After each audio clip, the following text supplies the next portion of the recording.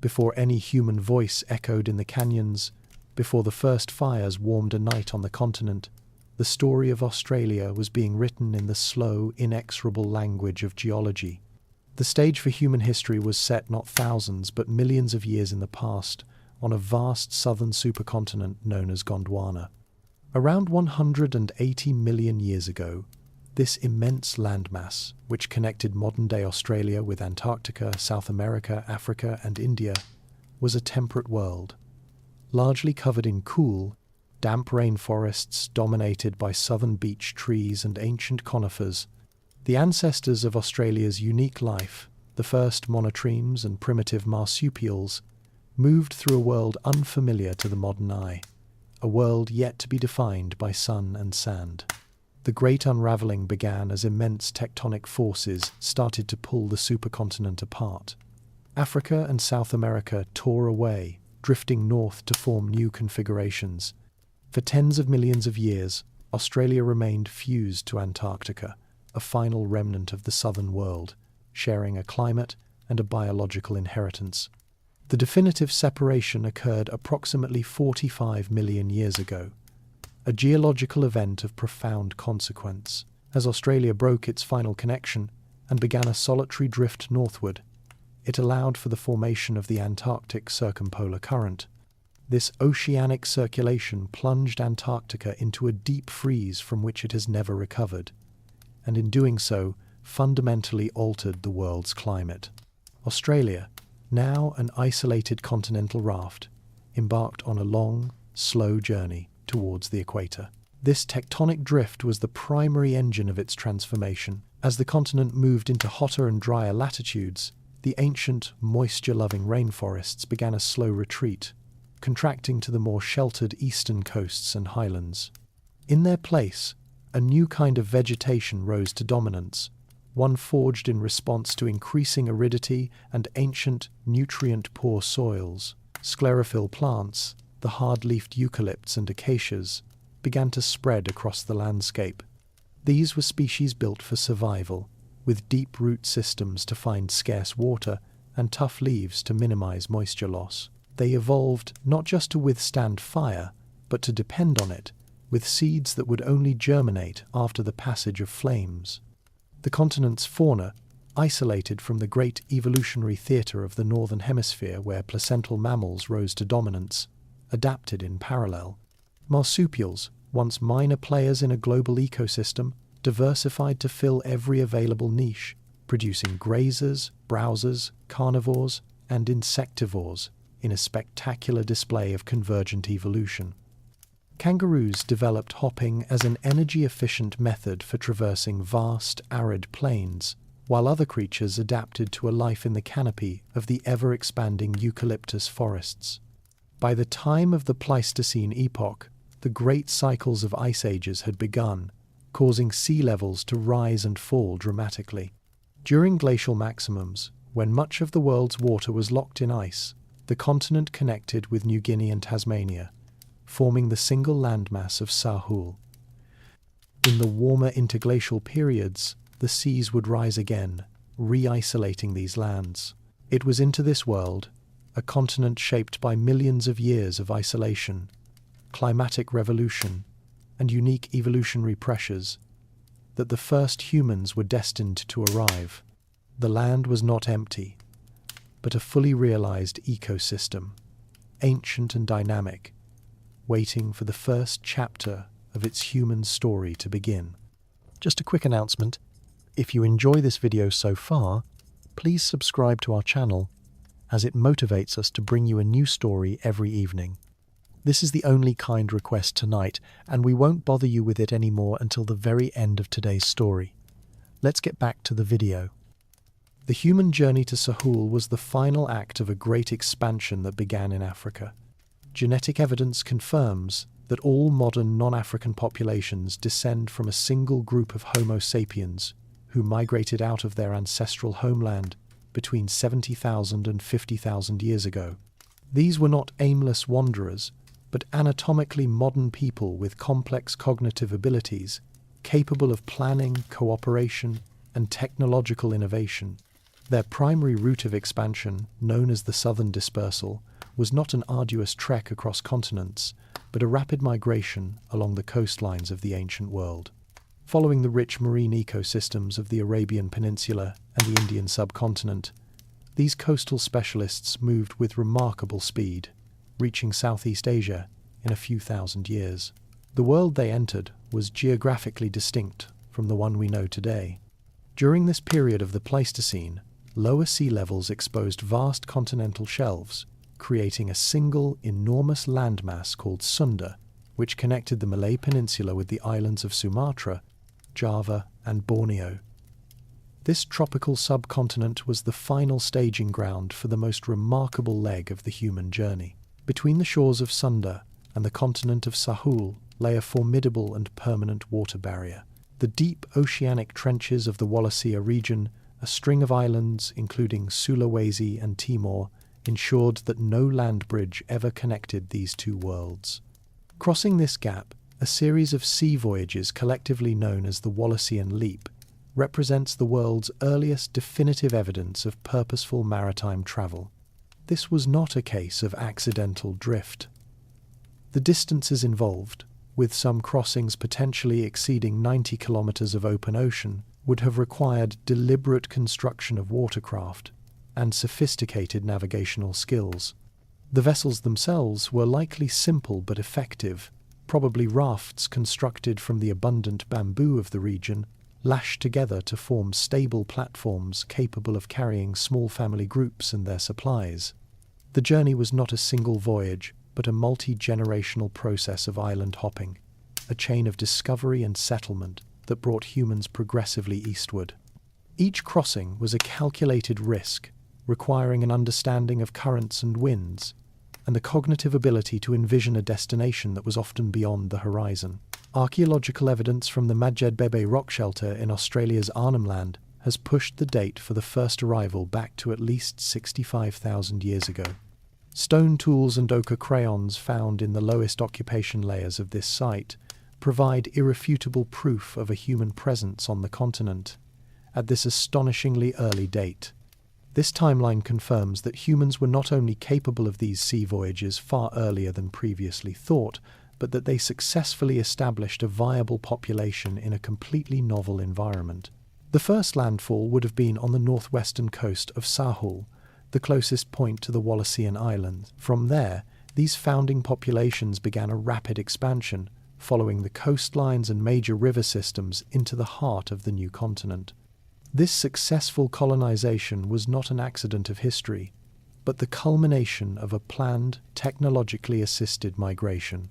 It was a testament to the ingenuity and resilience of the first modern humans, an achievement that marked the beginning of the longest continuous culture in the history of the world, a story that would unfold over the next 65 millennia in complete isolation. The Sahul that greeted its first human inhabitants was a world populated by a bestiary of giant creatures, a unique assemblage of megafauna that had evolved in isolation for millions of years. This was not a world of placental mammals, but a realm dominated by enormous marsupials, reptiles, and flightless birds. The largest of these was the Diprotodon optatum, a rhinoceros-sized herbivore and the biggest marsupial known to have ever lived, weighing up to 2,800 kilograms. Fossil records show it was widespread, inhabiting woodlands and open plains across the continent. Alongside it roamed giant short-faced kangaroos of the genus Procoptodon, standing over 2 meters tall, with a single large toe on each foot, and robust skulls suggesting a diet of tough leaves and branches. The apex predator of this ecosystem was not a cat or a wolf, but the marsupial lion, Thylacoleo carnifex. This powerful carnivore, roughly the size of a modern lioness, possessed immense bolt-cutter-like premolar teeth and a retractable thumb claw, adaptations for killing and dismembering large prey. The reptilian megafauna was equally formidable, headlined by Megalania, a giant goanna that could reach lengths of 5 to 7 meters, making it the largest terrestrial lizard of all time. Giant flightless birds, the Gignonis, stood over 2 meters tall and weighed more than 200 kilograms, roaming the plains in flocks. The arrival of humans on this continent initiated a new ecological dynamic. Direct archaeological evidence of human interaction with these giant animals is rare but conclusive.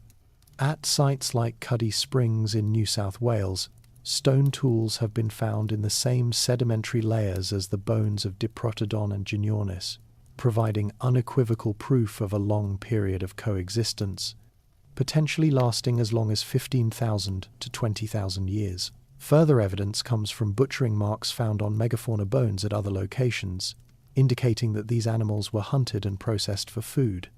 Burn patterns on Genyornis eggshells suggest that early people systematically harvested and cooked their eggs.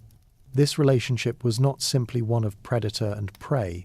The presence of humans introduced a new, highly intelligent and adaptable hunter into an ecosystem of animals that had evolved without such a threat. The ultimate fate of Sahul's megafauna, with nearly all species over 100 kilograms disappearing by about 40 years ago, remains a subject of intense scientific debate. One major theory points to the increasing aridity and climatic instability of the last glacial period, which drastically altered habitats and reduced the available food and water, pushing large, specialized animals past their breaking point. The alternative theory implicates human hunting as the primary driver of extinction. This blitzkrieg model suggests that efficient human hunters rapidly wiped out the naive and slow-breeding megafauna. However, the evidence from Cuddy Springs for long-term coexistence challenges this rapid overkill hypothesis, suggesting a more complex scenario. It is most likely that a combination of factors led to their demise. A sustained, low-level hunting pressure from human populations, targeting the vulnerable young of these large species, combined with the severe environmental stress of a drying continent, created a perfect storm from which the giants of Sahul could not recover. Their disappearance fundamentally reshaped the continent's ecology, a transformation that was both witnessed and influenced by its new human inhabitants. While rock shelters provided one window into the deep past, the eroding lunettes of the Willandra Lake system in New South Wales would offer a different, more intimate kind of evidence.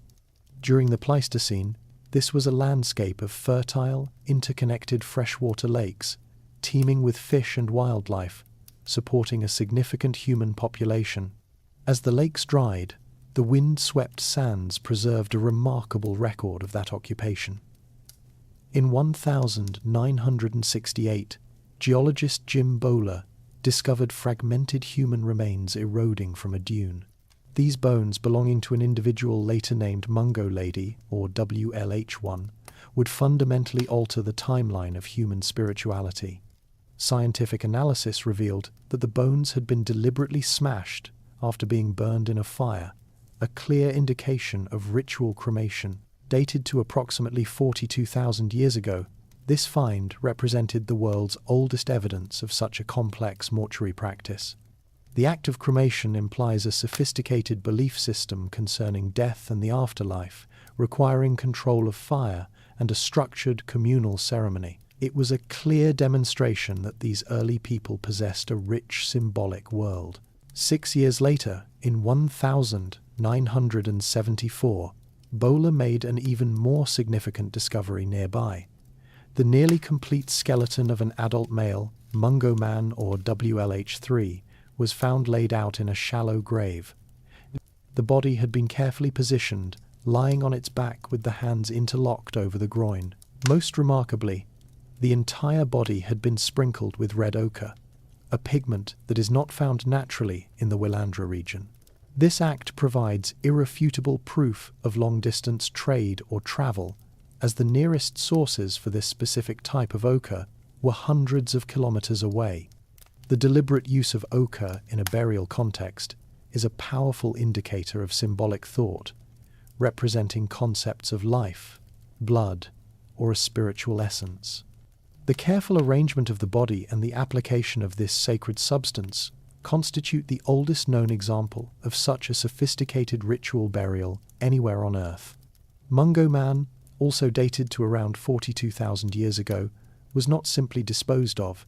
He was mourned and prepared for a journey into the next life with established, meaningful rites.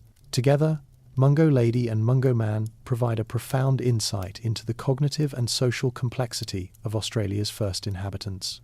These were not people solely focused on survival.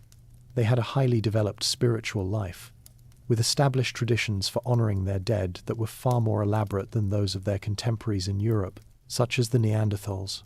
The evidence from Willandra demonstrates that abstract thought, artistic expression through the use of pigments, and the social cohesion required for complex ceremonies were not later developments, but were integral to the culture of the very first people to colonize the continent. These discoveries proved that the foundations of Aboriginal spirituality, with its deep connection to place and ritual, were laid down at the very dawn of human settlement in Sahul, making it the oldest continuous spiritual tradition in the world. The profound spirituality evidenced by the burials at Willandra found a different, more public expression on the rock surfaces of northern Australia. In the escarpments of Arnhem Land and the sandstone galleries of the Kimberley, the first inhabitants began to create what would become the longest and most extensive artistic record in human history. Dating this ancient art presents significant challenges, as organic binders in the paints rarely survive. However, modern scientific methods have provided firm minimum ages for some of the oldest works. At the Nawala Gabanman rock shelter in Arnhem Land, a site of extraordinary cultural significance, charcoal drawings have been radiocarbon dated to 28,000 years ago. In the Kimberley, a painting of a kangaroo was dated to 17,300 years ago by using uranium-thorium dating on the ancient wasp nests that had been built over and under the artwork. Many petroglyphs, or rock engravings, are believed to be far older, with some estimates placing the earliest examples at over 40,000 years, contemporary with the first human arrivals. The materials for this art were sourced directly from the land.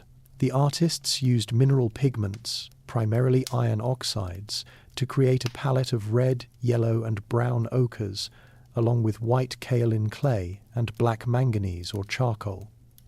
These materials were often mined from sacred quarries and traded over vast distances, carrying their own cultural importance.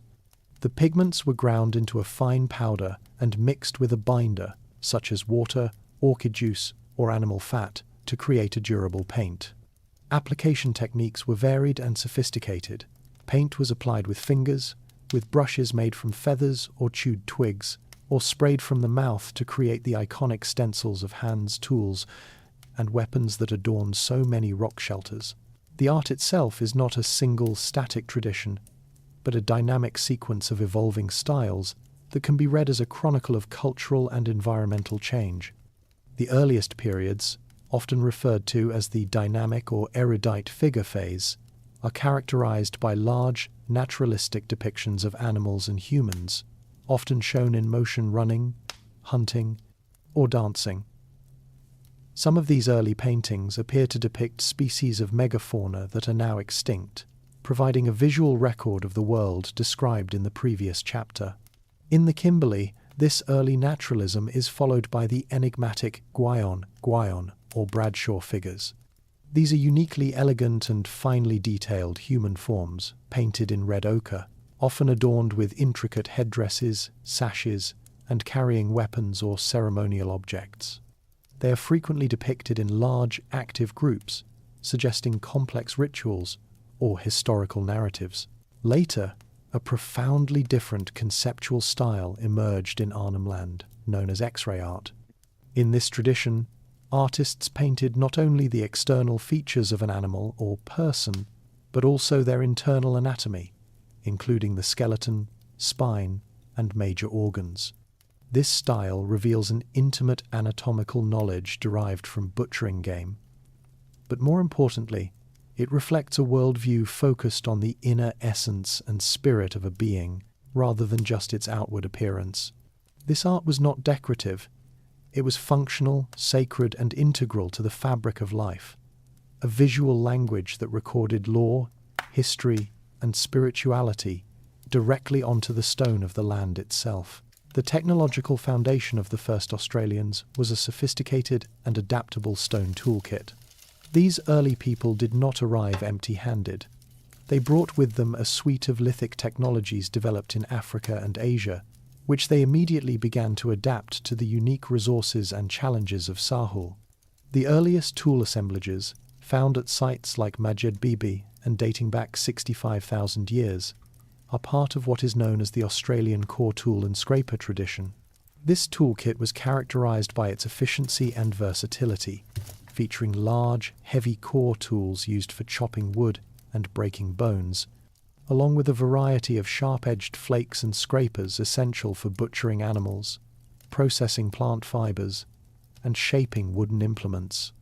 The production of these tools required a deep understanding of fracture mechanics, selecting the right raw materials like silkreete and chert, and skillfully striking a core to produce flakes of a desired shape and sharpness. This technology was the bedrock of their survival, enabling them to process resources from giant megafauna to fibrous plants. Within this tradition, however, lay evidence of a remarkable and precocious innovation. Archaeological excavations in Arnhem Land have unearthed ground-edge axes dated to between 60,000 and 40,000 years ago. This discovery is globally significant, as it predates the appearance of similar technology anywhere else in the world by at least 30,000 years. Creating a ground-edge axe was a multi-stage, labor-intensive process. First, a suitable piece of hard volcanic rock was flaked into a rough shape, or preform. This preform was then painstakingly ground against an abrasive stone, often with the use of water, to create a smooth, sharp, and durable cutting edge. These axes were then hafted onto wooden handles, making them powerful and efficient tools for felling trees, clearing vegetation, and shaping wood for shelters, canoes, and weapons. This technology represents a major cognitive leap, requiring foresight, planning, and a significant investment of time for a future benefit. Another critical technological development was the advent of seed grinding. By 30,000 years ago, evidence from sites like Cuddy Springs and the Willandra Lakes shows the use of large, flat grinding stones, mortars, and pestles to process the seeds of native grasses and acacia. Microscopic analysis of these tools reveals starch residues from these plants, confirming their use in turning hard, unpalatable seeds into nutritious flour. This innovation was a crucial adaptation, particularly as the continent became more arid, allowing people to exploit a reliable but labor-intensive food source that was previously inaccessible. It enabled populations to thrive in harsh desert environments and represents one of the earliest examples of systematic grain processing in the world. Thousands of years later, around 5,000 years ago, a new technology known as the Australian small tool tradition appeared. This was characterized by the production of small, finely crafted stone points and barbs, often called microliths. These were not used as standalone tools, but were hafted onto spear shafts and other implements, using resin and sinew to create complex composite weapons. This development made hunting more effective and lethal, reflecting a continuous history of innovation and adaptation that allowed the first Australians to master every corner of the vast continent. The long period of relative climatic stability that had allowed the first human populations to expand across Sahul came to a dramatic end with the onset of the last glacial maximum, or LGM, a period of intense global cooling and aridity that peaked between 26,500 and 19,000 years ago. This was not a gradual cooling, but a severe and prolonged environmental crisis that fundamentally reshaped the continent. As vast ice sheets expanded in the northern hemisphere, global sea levels plummeted by as much as 130 meters, fully exposing the continental shelves and creating the single landmass of Sahul. While this expanded the available land, the climatic effects were devastating. Rainfall across the continent may have decreased by up to 60%, and average temperatures dropped by as much as 10 degrees Celsius. The most significant consequence was the massive expansion of the arid core. Sand dunes, which today are largely stabilized by vegetation, became active, spreading out from the central deserts to cover nearly half of the continent. The great inland river systems, like the Murray-Darling, were reduced to a fraction of their former flow, and the fertile lake systems of the interior, including Willandra, dried up completely. becoming desolate salt pans. This environmental collapse rendered huge swathes of the continent uninhabitable, forcing a profound reorganization of human settlement. Archaeological evidence from this period shows a widespread abandonment of the newly expanded arid zone. Human populations were forced to contract, retreating into smaller, more isolated pockets of land where resources remained viable. These areas, known as refugia, were typically well-watered regions such as the tropical north of the Kimberley and Arnhem Land, the highlands of New Guinea, and the major river valleys of the southeast, like the Murray River corridor. Genetic studies of modern Aboriginal populations support this archaeological model, showing genetic bottlenecks during this period, followed by diversification and expansion from these same refugia zones after the LGM. Survival in these compressed territories demanded significant social and technological adaptation. The pressure on resources would have intensified competition, necessitating the development of more complex social rules for managing territory and access to water. Social networks became crucial for survival, allowing for the exchange of information and resources between groups. This is evidenced by the continued long-distance transport of high-quality stone for tools, which indicates that trade and social connections were maintained even in these difficult times. The toolkit itself became more specialized, with a greater emphasis on smaller, more efficient tools for exploiting a wider range of smaller animals and tougher plant foods.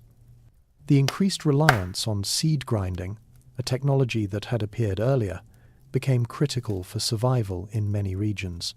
The LGM was the greatest challenge faced by the people of Sahul, a long and brutal filter that rewarded resilience, innovation, and social cooperation, ultimately shaping the societies that would re-emerge to populate the continent once the climate began to warm again. The end of the last glacial maximum, around 19,000 years ago, initiated a period of profound global warming that would completely redraw the map of Sahul. As the vast Laurentide and Fennoscandian ice sheets melted, trillions of tons of fresh water poured into the world's oceans, triggering a marine transgression that saw sea levels rise by approximately 130 meters. This was not a single cataclysmic event, but a relentless, multi-millennial process with periods of gradual increase punctuated by rapid meltwater pulses where the sea level could rise several meters within a century. For the inhabitants of Sahul, this meant the slow but inexorable drowning of their world. An immense area of land, estimated at over 2.5 million square kilometers, roughly one-third of the continent's LGM extent, was submerged. These were not marginal lands, but the most productive and densely populated regions. Vast, well-watered coastal plains, rich estuaries, and extensive woodlands that had supported human life for tens of thousands of years. The human cost of this transformation was immense. For over 7,000 years, coastal communities were forced into a continuous, generational retreat. Each generation would have witnessed a tangible loss of territory, as familiar hunting grounds, campsites, and sacred places disappeared beneath the encroaching sea. This prolonged displacement would have caused significant social and demographic pressure, forcing once separate groups into closer contact and competition for shrinking inland resources. The most dramatic geographical consequences were the permanent separation of populations. Around 12,000 years ago, the rising waters finally breached the low-lying Bassian Plain, a vast stretch of land that had connected Tasmania to the mainland. This event created the Bass Strait and condemned the Tasmanian people to over 10,000 years of complete isolation, leading to a unique cultural and technological trajectory. A similar process occurred in the north. The flooding of the Arafura Plain severed the land bridge to New Guinea, creating the Torres Strait by about 8,000 years ago. This separated the peoples of Australia and New Guinea, who would henceforth evolve along distinct cultural and genetic paths. Remarkably, this immense geological transformation is not just a matter of scientific record. It is a lived history, preserved with astonishing accuracy in Aboriginal oral traditions. Across the continent, from the Spencer Gulf in South Australia to the coast of Queensland, At least 21 distinct Aboriginal groups have stories that describe the rising of the seas in detail. These accounts speak of former coastlines that are now far out to sea, of bays and islands that were once dry land used for hunting, and of the social chaos that ensued as people fled the rising waters. The scientific verification of these narratives is a testament to the reliability of oral history. The details in these stories, passed down verbatim through hundreds of generations, correspond precisely with paleogeographical reconstructions of the coastline between 10,000 and 7,000 years ago. These oral traditions are not myths, but eyewitness accounts of one of the most significant environmental transformations in human history, making them the oldest, continuously maintained historical records in the world. As the climate stabilized following the end of the last ice age, human populations expanded once more, bringing with them not just tools of stone, but a technology of landscape transformation, the systematic and purposeful use of fire. This practice, often called fire stick farming, was not simply about clearing land or driving game. It was a sophisticated and deeply knowledgeable system of ecosystem management, applied on a continental scale for millennia. It represented a conscious decision to actively shape the environment rather than merely subsist within it. The technique involved the application of low-intensity, controlled burns at specific times of the year, dictated by a profound understanding of local weather patterns, fuel loads, and the life cycles of native flora and fauna. By setting these cool, slow-moving fires, people could clear the dense, fire-prone undergrowth, preventing the buildup of fuel that leads to catastrophic high-intensity bushfires. This created a safer and more predictable environment. The ecological consequences of this practice were transformative. The primary goal was to alter the composition of the plant community to favor useful species.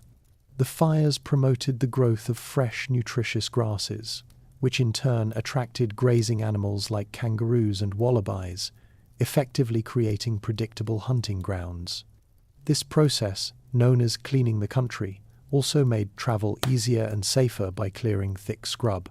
Furthermore, the burning stimulated the fruiting and flowering of many edible plants and exposed edible roots and tubers, increasing the overall productivity of the land. This was not a uniform burning, but the creation of a complex mosaic of habitats. By burning different areas at different times, a patchwork of vegetation at various stages of regrowth was established across the landscape. This mosaic effect dramatically increased biodiversity by providing a variety of niches for a wide range of animals, from small marsupials that thrived in the regenerating scrub to birds that hunted insects in the newly cleared ground. The evidence for this ancient practice is written into the land itself. Paleoecological studies of sediment cores from across Australia show a dramatic and permanent shift in the continent's vegetation and fire regimes, starting around the time of human arrival. Pollen records indicate a decline in fire-sensitive species and a rapid expansion of fire-tolerant sclerophyll vegetation, particularly eucalyptus. Charcoal deposits in these same cores show that the frequency of fires increased, but the intensity decreased, a clear signature of human fire management rather than natural lightning strikes. When the first European explorers arrived, they commented on the open, park-like nature of the Australian landscape, with large trees spaced far apart and grassy undergrowth, which they mistakenly assumed was a natural state. In reality, they were walking through a landscape that had been meticulously managed and maintained by human hands and fire for tens of thousands of years, a continent-sized garden engineered for sustainability. The environmental stabilization of the Holocene epoch allowed human populations to expand out of their glacial refugia and repopulate the continent, but they did so by developing highly specialized adaptations to vastly different ecological zones. This process led to a profound economic and cultural diversification, creating distinct societies tailored to the opportunities and constraints of their specific country. Along the thousands of kilometers of newly formed coastline, people developed sophisticated maritime economies. The stabilization of sea levels around 6,000 years ago created rich estuaries, mangrove forests, and reef systems, providing an abundance of reliable marine resources. The archaeological signature of these coastal societies is the shell-midden, enormous mounds composed of millions of discarded shells, fish bones, and charcoal, which accumulated over thousands of years of occupation. Analysis of these middens provides a detailed dietary record, showing a reliance on oysters, mussels, and gastropods, supplemented by fish and marine mammals. This resource base supported some of the highest population densities on the continent and allowed for a more sedentary lifestyle, with groups occupying specific coastal territories for extended periods. Their toolkit reflected this specialization, featuring bone and shellfish hooks, multi-pronged fishing spears known as leasters, and evidence of woven nets and fish traps. In the interior, a different but equally rich world developed along the major inland river systems, particularly the Murray-Darling Basin. These riverine corridors acted as linear oases, providing a permanent water supply and a concentration of resources in an otherwise arid landscape. People here relied on freshwater mussels, large fish like the Murray cod, crustaceans, and the abundant bird life of the wetlands. The archaeological evidence for these societies includes vast earth mounds, often containing ovens and the remains of semi-permanent dwellings, indicating long-term stable settlements. The most remarkable technological achievements of these groups were large-scale engineering projects, such as the Brewerina fish traps in New South Wales. This complex network of stone weirs and pens, designed to catch fish as they migrated, was constructed and maintained over thousands of years, requiring a high degree of social organization and communal labor. In stark contrast, life in the central deserts demanded a completely different set of adaptations. Here, water was the most critical and unpredictable resource, and survival depended on an encyclopedic knowledge of the landscape, including the location of hidden soaks, rock holes, and clay pans. Desert societies were characterized by small, highly mobile family groups that moved across vast territories in a seasonal pattern dictated by the availability of resources. Their diet was incredibly diverse, encompassing a wide range of small animals, reptiles, insects, and, most importantly, plant foods that were often difficult to process. The key technology that enabled life in this harsh environment was the seed grinding stone. The ability to collect the tiny, hard seeds of native grasses and acacia trees and grind them into a nutritious flour provided a storable and reliable food source that could sustain people through lean times. This economic imperative also shaped their social structure, necessitating extensive kinship networks that spanned enormous distances, facilitating the exchange of information about rainfall and resource availability, which was essential for long-term survival.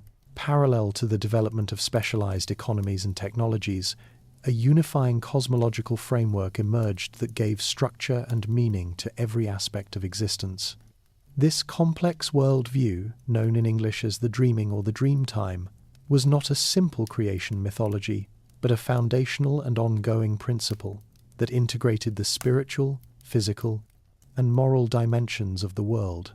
At its core was the understanding of a formative era when powerful, protean ancestral beings journeyed across a featureless land. These were not gods in a conventional sense, but primordial creators, often possessing both human and animal characteristics, such as the rainbow serpent or the Wandjina spirits.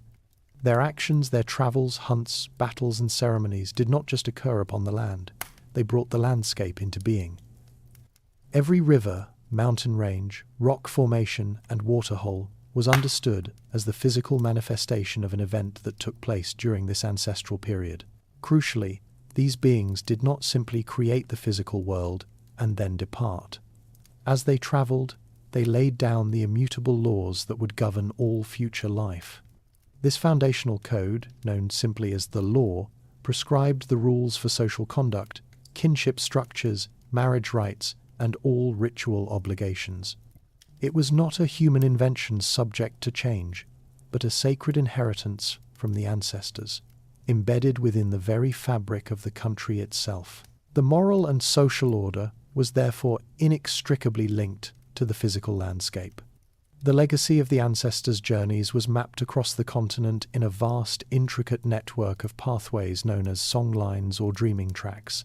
These were not merely mythological routes, they were literal, navigable corridors of knowledge that crisscrossed the entire continent, connecting hundreds of different language groups. Each songline was preserved in a cycle of songs, with each verse corresponding to a specific landmark and recounting the ancestral events that created it.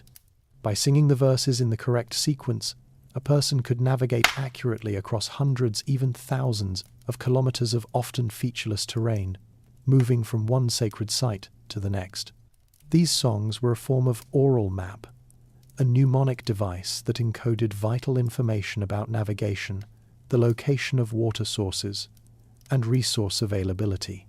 This system represented a continent-wide repository of knowledge, transmitted not through writing but through performance in song, dance, story, and ceremony. It ensured that the foundational principles of the law and the essential knowledge for survival were preserved and passed down with perfect fidelity through initiation rites and rituals. The dreaming created a world where there was no separation between the physical and the spiritual. The land was a living, breathing archive of the ancestors, and human life was the ongoing ritual performance of their eternal law. The celestial sphere was not a separate realm in Aboriginal cosmology.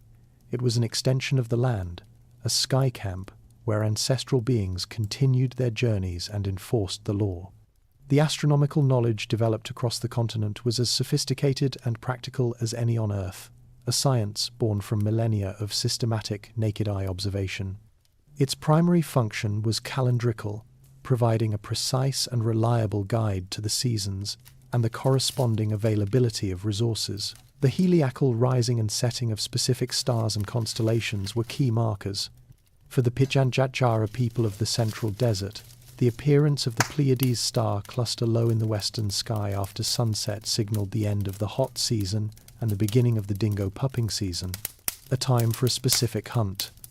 In Arnhem Land, the rising of Orion in the evening sky indicated that the time was right to collect the eggs of the magpie goose, while, for the Boorong people of Victoria, the appearance of the star Arcturus in the north meant the larvae of the woodant were ready to be harvested. This was not astrology but a predictive empirical science that linked celestial events to terrestrial ecology with unfailing accuracy.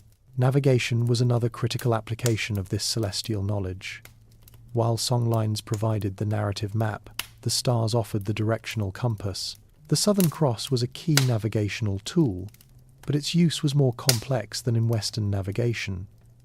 Its orientation at different times of the night and year provided precise directional and temporal information. The movements of the planets, recognized as special wandering stars, were also tracked and incorporated into these systems. These celestial bodies were often identified as specific, powerful ancestral figures whose movements across the sky were interpreted as reenactments of dreaming events, carrying particular significance for those whose country they were traversing. The very structure of the constellations was conceived differently. While Western astronomy focuses on connecting the bright points of stars, many Aboriginal cultures gave equal or greater significance to the dark spaces between them. The most famous of these dark cloud constellations is the Emu in the Sky, a shape formed by the dark dust lanes of the Milky Way, which appears in the sky at the time of year when emus are laying their eggs. The orientation of this celestial emu throughout the year, whether it appeared to be running, sitting on its nest, or without a head, provided further detailed information about the seasonal cycle and the corresponding ritual and economic activities. This ability to perceive meaningful shapes in the negative space of the sky represents a distinct and sophisticated cognitive approach to astronomy. Celestial events were also deeply integrated into the moral and legal framework of society. A solar or lunar eclipse was not a random occurrence, but a significant event with specific meanings, often tied to the law. The appearance of a comet or a meteor shower could be interpreted as a sign from the ancestors, a portent that required a ritual response from the community. The sky, therefore, was not a passive backdrop, but an active participant in the ongoing life of the people and the country. a celestial law book that was read and interpreted every night. The repopulation of the continent after the last glacial maximum did not result in a homogeneous culture, but in an extraordinary flowering of human diversity. By the late Holocene, the Australian continent was home to one of the most linguistically complex regions on Earth. At the point of European contact in 1788, it is estimated that over 250 distinct languages were spoken, which could be further subdivided into as many as 600 dialects. This linguistic landscape was not a random assortment of tongues, but was structured into approximately 28 different language families, groups of related languages that had diverged from a common ancestor. The vast majority of these families were concentrated in the tropical north of the continent, a region of extreme linguistic density, while a single language family, Pama-Nyungan, covered nearly 90% of the rest of the continent. This distribution is a classic linguistic signature of a deep in situ history of diversification in the north, followed by a later major expansion of the Pama-Nyungan speakers across the south. Each of these languages was inextricably tied to a specific bounded territory or country. This was not land ownership in a Western sense, but a profound and reciprocal relationship of spiritual custodianship. A person's language was the language of their country. It contained the names of the ancestors who created it, and the vocabulary to describe every feature of the landscape. To speak the language was to hold the title deeds to that land. These linguistic groups were the primary unit of cultural identity, forming distinct nations. Social and political organization was not centralized. There were no pan-continental empires or hereditary monarchies. Instead, governance was exercised through a complex and universally understood system of law derived from the dreaming. This law was administered at a local level by elders, whose authority was based on their deep knowledge of ritual and precedent.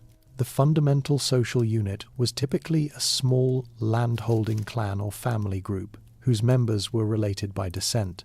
These clans formed larger affiliations based on shared language and ceremony, but political power remained decentralized. This system did not lead to isolation. On the contrary, it was predicated on extensive networks of connection that bound these hundreds of nations together. Multilingualism was common and expected. It was not unusual for an individual to speak 3, 4, or even 5 languages fluently, facilitating communication for trade, diplomacy, and intergroup ceremonies. This linguistic facility was essential for navigating the complex social and kinship rules that governed interactions between different peoples. The result was a continent that was both incredibly diverse at a local level and deeply interconnected at a regional and continental scale, a mosaic of hundreds of sovereign peoples, each with its own language, law, and sacred geography, yet all participating in a shared continental civilization. The governance of the hundreds of nations across the continent was not achieved through institutions of statehood, but through an intricate and pervasive system of social law based on kinship.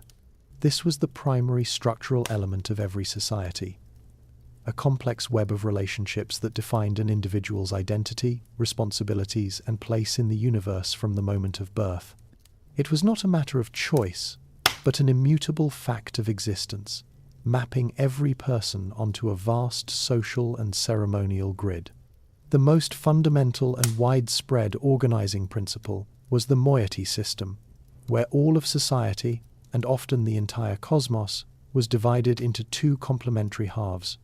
Every person, animal, plant, and celestial body belonged to one of these 2 moieties. This division was patrilineal in some societies and matrilineal in others, but its primary function was to regulate marriage. The core rule was exogamy.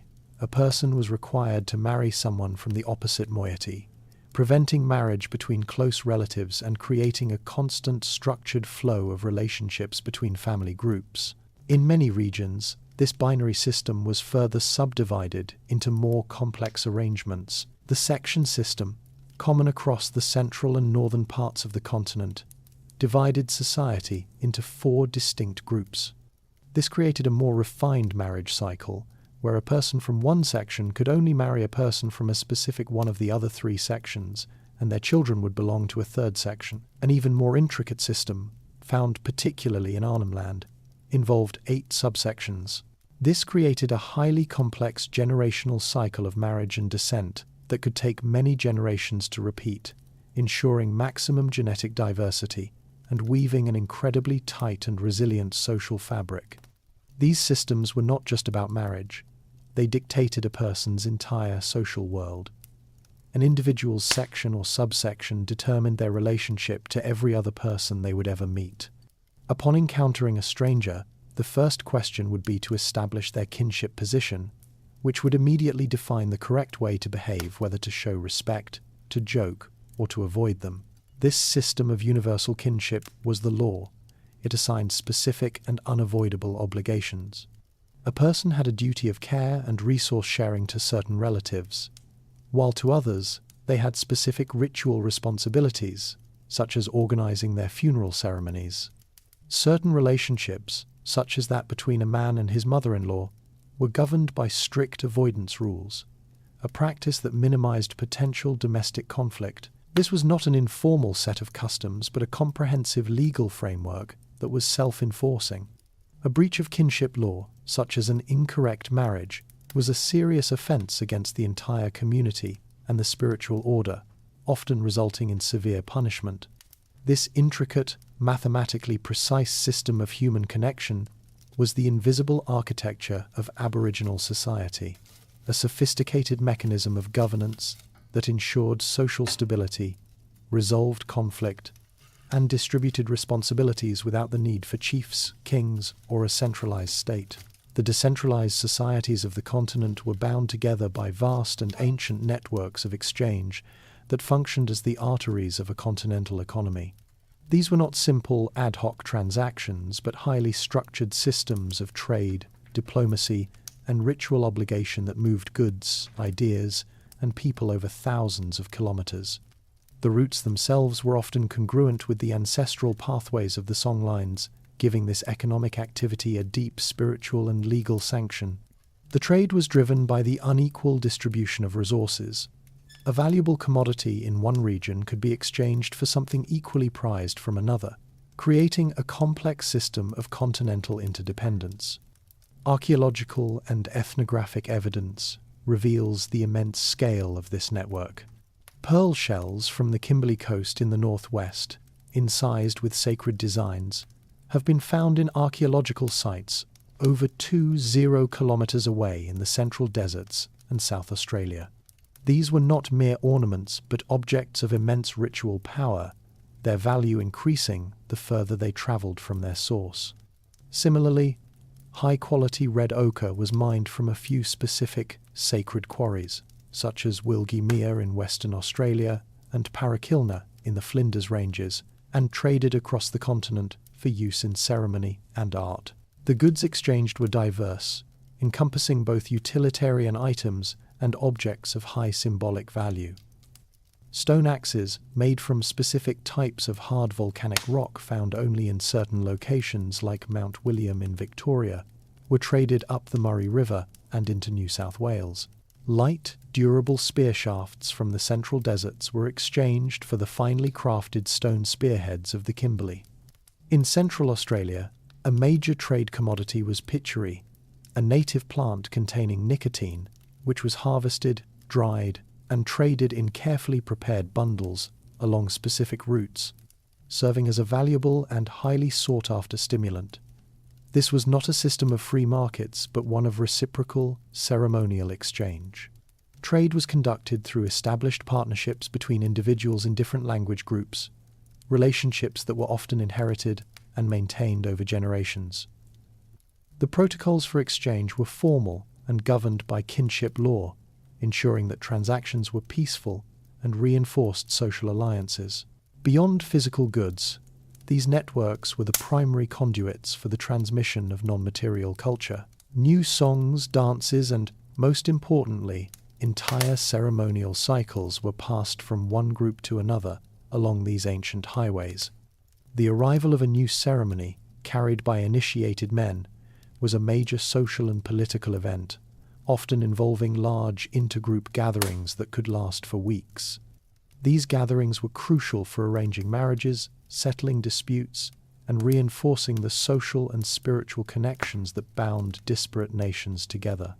This constant flow of goods and knowledge created a dynamic and interconnected continental civilization, where an innovation in one corner of the continent could, over time, spread across thousands of kilometers, ensuring that societies remained both culturally distinct at a local level and participants in a shared, continent-wide system of law and economy. The economic systems that supported life across the continent were predicated on an intellectual achievement of immense scale, a comprehensive and deeply empirical body of ecological knowledge. This was not a passive existence of opportunistic foraging, but an active and systematic application of science to ensure a reliable and sustainable yield from the environment. The foundation of this system was an encyclopedic taxonomy of every plant and animal species within a given territory. This knowledge extended far beyond simple identification. It included a detailed understanding of life cycles, breeding patterns, behavioral habits, and the precise ecological relationships between different species. For plant resources, this involved knowing not just which were edible, but the specific time of year they were most nutritious, and, crucially, the often complex processing methods required to render them safe for consumption. Many staple plant foods, such as the cycad palm and the Moreton Bay chestnut, are highly toxic when raw. People developed multi-stage detoxification processes involving leaching, grinding, and cooking that were passed down through generations, representing a form of applied chemistry. This vast body of information was structured into sophisticated seasonal calendars that governed all economic activity. These were not rigid date-based systems, but flexible frameworks based on a sequence of observable environmental cues. The arrival of a particular migratory bird, the flowering of a specific species of acacia, or a change in the prevailing wind would signal the time to move to a different part of the country to harvest a newly available resource. The Yolngu people of Arnhem Land, for example, identify at least 6 distinct seasons, each with its own prescribed set of hunting, gathering, and fishing activities, ensuring that resources were targeted only at their peak abundance and that no single resource was overexploited. This precise timing was the key to the system's sustainability. It was a form of rotational harvesting on a landscape scale, allowing resource zones to lie fallow and recover. Conservation was not an abstract concept, but was embedded in both practice and law. There were strict rules against taking more than was needed for immediate consumption. When harvesting yams, the top of the tuber was often replanted to ensure future growth. When hunting, there was a strong proscription against killing breeding-age females or disturbing animals at their nesting sites. These were not just practical guidelines, but were often enforced by the law, with spiritual sanctions for wastefulness or greed. This management system was so effective that it supported a continental population estimated to be as high as 1.2 million people in 1788, all without agriculture, pastoralism, or the resource depletion that characterized so many other societies. Early ethnographic accounts consistently noted that this efficient system provided a high standard of nutrition and, contrary to stereotypes, required relatively few hours of work per day, leaving ample time for the rich ceremonial and social life that was the core of their civilization. The same empirical methodology that informed sustainable living also gave rise to a complex and effective system of medicine. This was not a collection of folk remedies, but a systematic pharmacology developed through tens of thousands of years of observation, experimentation, and knowledge transmission. Health was understood holistically, with physical ailments often seen as manifestations of spiritual imbalance, and treatment therefore addressed both the body and the spirit. The pharmacopoeia was vast, derived from a deep understanding of the biochemical properties of the continent's unique flora and fauna. Plant-based remedies were the most common. The leaves of the tea tree, Melaleuca species, were crushed and applied as a poultice to wounds and infections, utilizing their powerful antiseptic and antibacterial properties. Infusions made from the leaves of various eucalyptus species were inhaled to treat respiratory infections and fevers, a practice based on the antimicrobial effects of their essential oils. The sap of the bloodwood tree was used as a potent antiseptic liquid bandage for sores and cuts. Animal products also played a crucial role. Emu fat was rendered into a highly penetrative oil, which was used as a liniment to treat muscular aches, joint pain, and skin conditions, functioning as a powerful natural anti-inflammatory. The fat of the goanna was used in a similar manner. Minerals were also part of the medical toolkit. Specific types of white clay were ingested to treat gastrointestinal distress and diarrhea, while wet ochre was sometimes applied to the skin to draw out inflammation and reduce swelling. Diagnosis and treatment were often the responsibility of specialist healers, individuals who had undergone long apprenticeships and specific initiation rites. In the Western Desert, these specialists are known as ngangkari. Their role extended beyond that of a simple herbalist. They were seen as having the ability to diagnose the underlying spiritual cause of an illness, which could be attributed to sorcery, a breach of the law, or the intrusion of a malevolent spirit.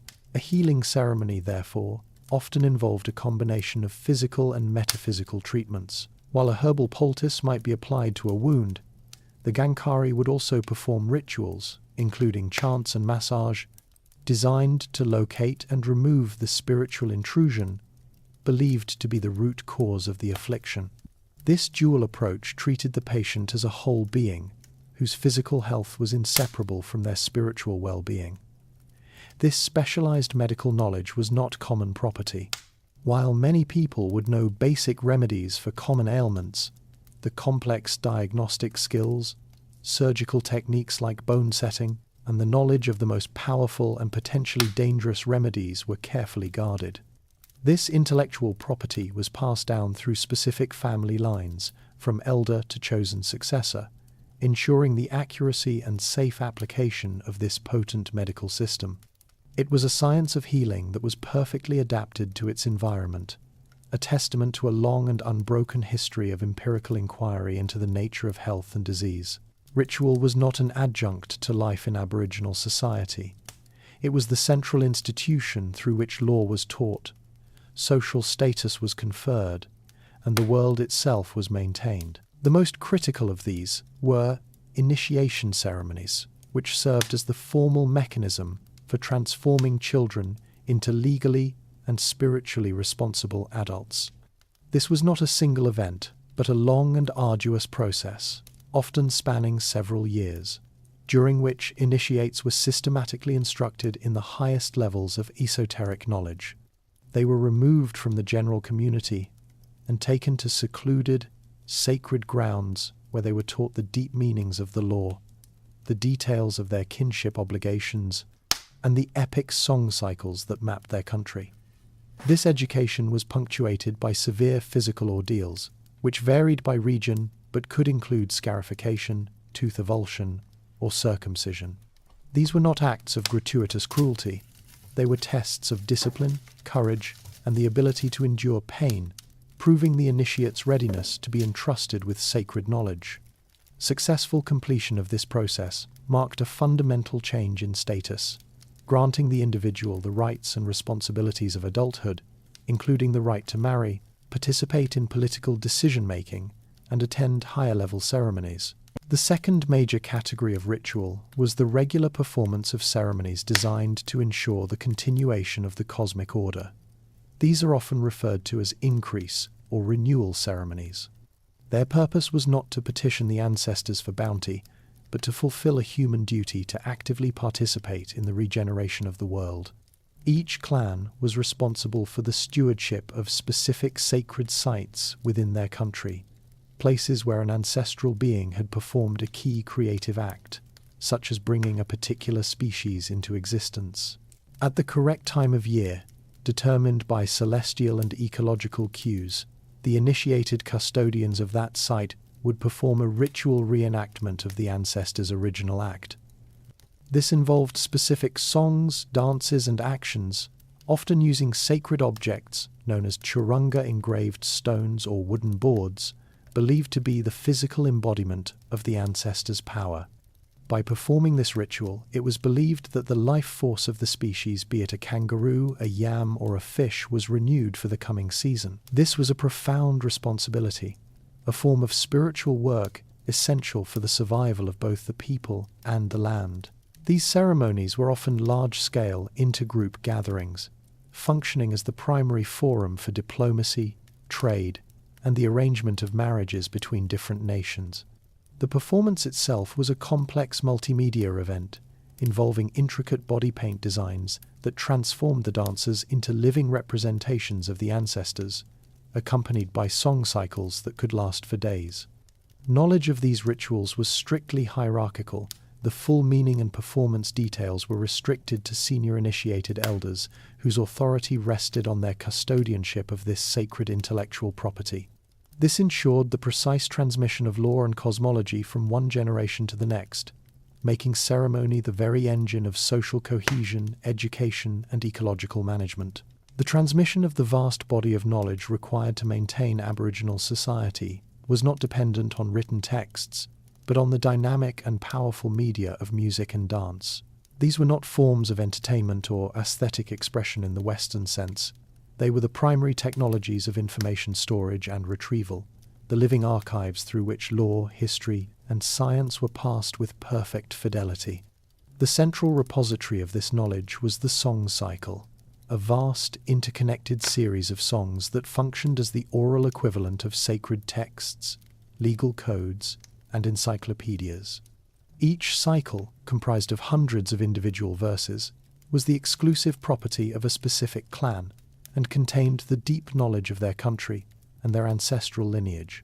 The performance of these songs was a serious and precise undertaking. A single mistake in the lyrics or melody was considered a dangerous breach of the law, capable of disrupting the cosmic order. The primary instrument in this tradition was the human voice, accompanied by percussive rhythms created by clapsticks known as bilma and complex patterns of body percussion.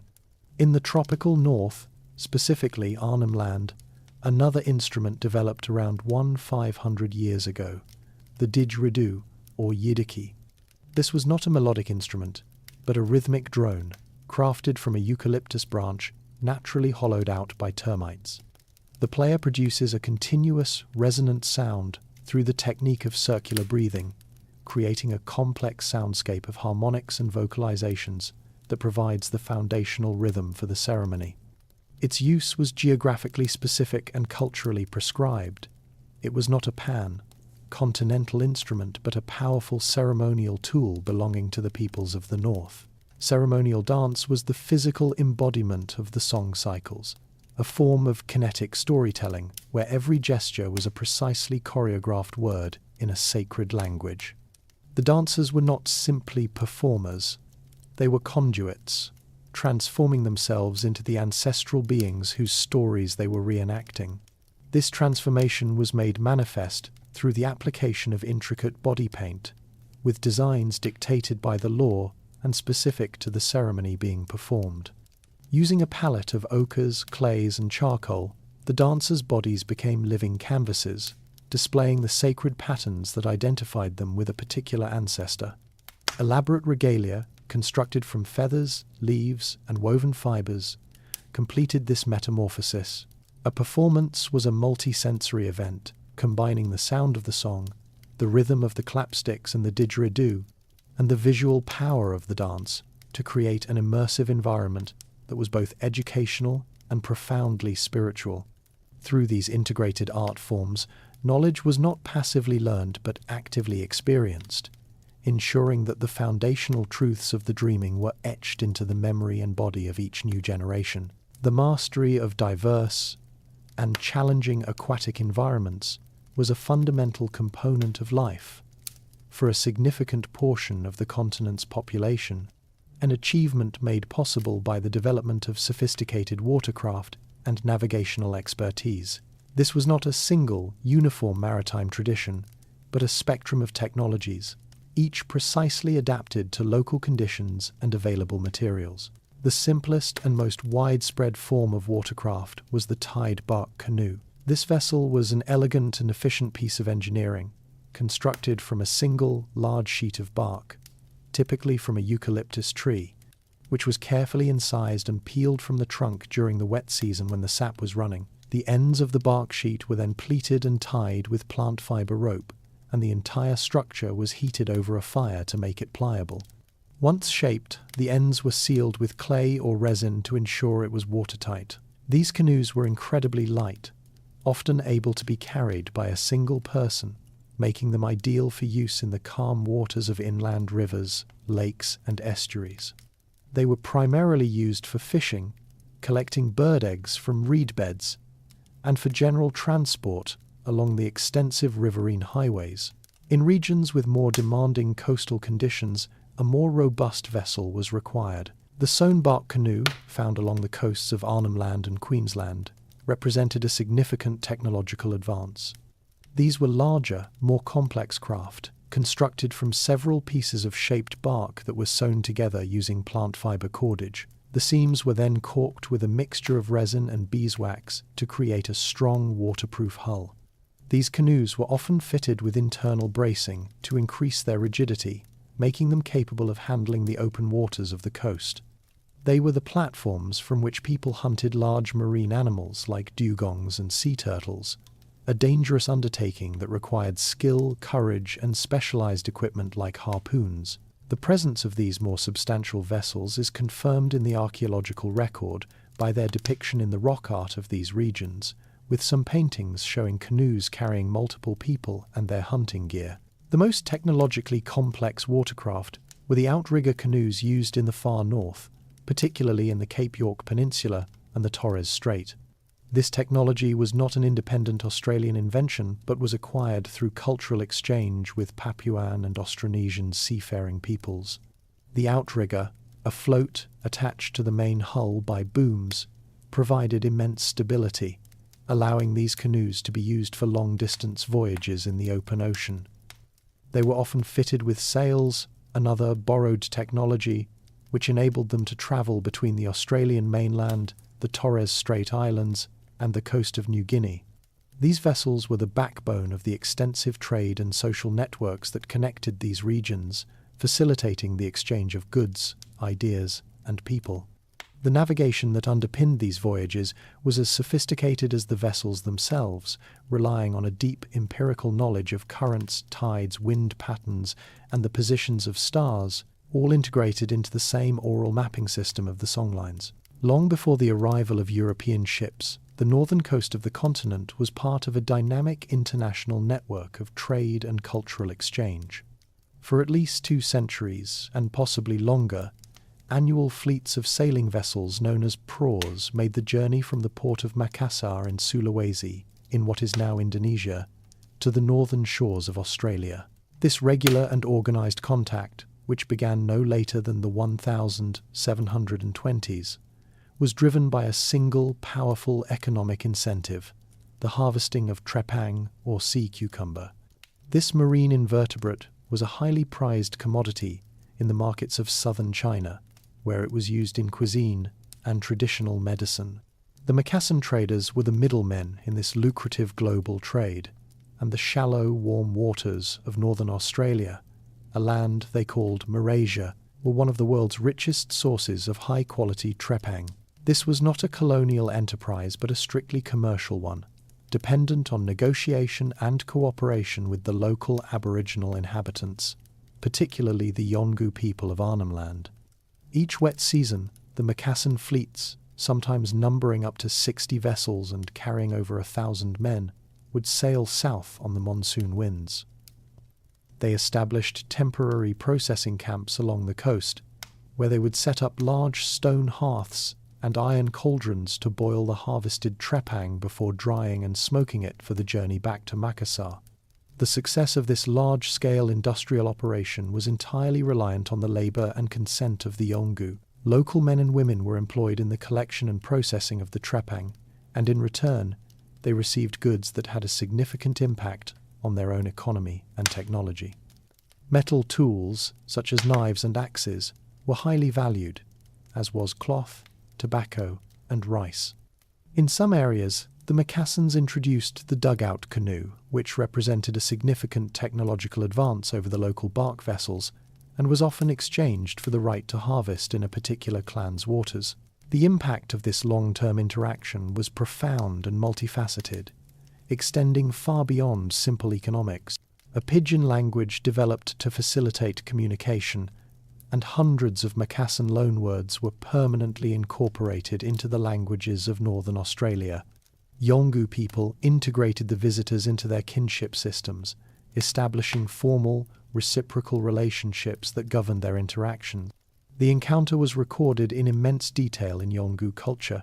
Depictions of the distinctive praws, the metal knives, and the smoking pipes of the Macassans became common motifs in rock and bark art. New song cycles and ceremonies were created to recount the story of this relationship. Some Yolngu men voluntarily sailed back with the traders to Makassar, experiencing a world of bustling port cities and diverse cultures before returning home with new perspectives. This centuries-long period of peaceful, mutually beneficial international trade was abruptly terminated in 1906 by the government of the newly federated Australia, which, under the auspices of the White Australia policy, banned the Macassan fleets from their traditional northern voyages. The creation of the Bass Strait around 12,000 years ago was a definitive event, transforming what was once a southern peninsula of Sahul into the island of Tasmania, and initiating one of history's most profound human experiments in isolation. For the next 10 millennia, the Palawa, the Tasmanian Aboriginal people, developed in a world entirely cut off from their mainland cousins and the rest of humanity. This separation resulted in a unique cultural and technological trajectory, a case study in adaptation to a cool, temperate environment without external influence.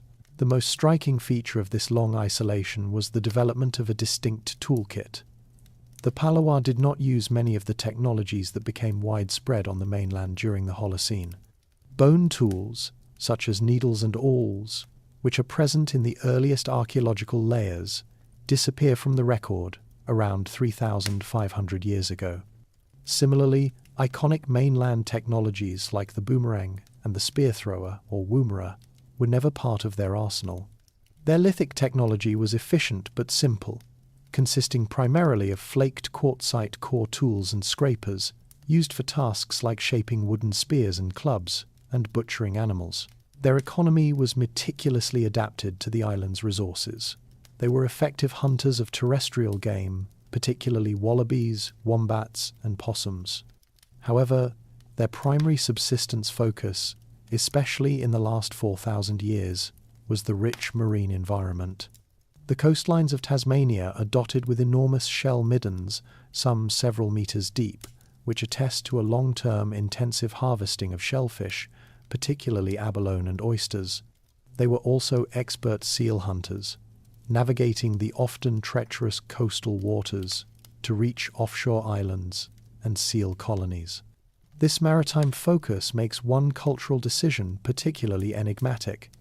Around 3,500 years ago, the Palawa completely stopped eating scaled fish. The archaeological evidence for this is irrefutable. Fish bones, which are common in older midden layers, vanish entirely from more recent ones. The reason for this dietary cessation is unknown, but it represents a significant and deliberate cultural choice that further distinguished them from mainland coastal peoples. To exploit these marine resources, they developed unique watercraft. Instead of the bark canoes common on the mainland, the Palawa constructed robust rafts from bundled reeds or pieces of bark tied together with plant fiber rope.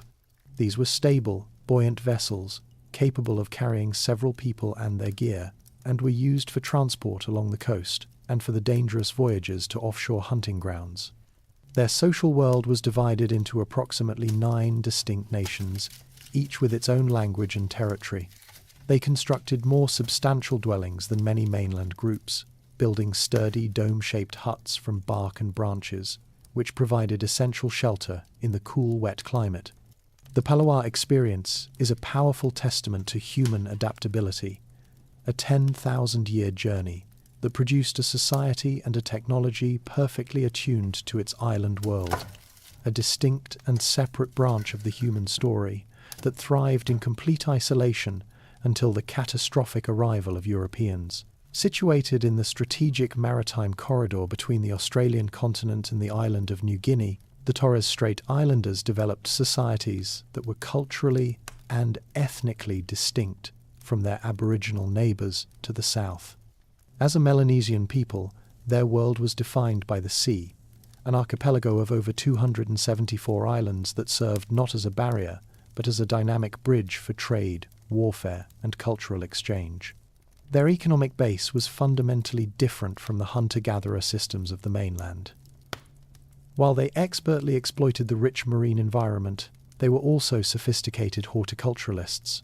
On the fertile volcanic islands of the Central and Eastern Strait, they cultivated extensive gardens of yams, taro, and bananas, a practice directly influenced by the agricultural traditions of New Guinea.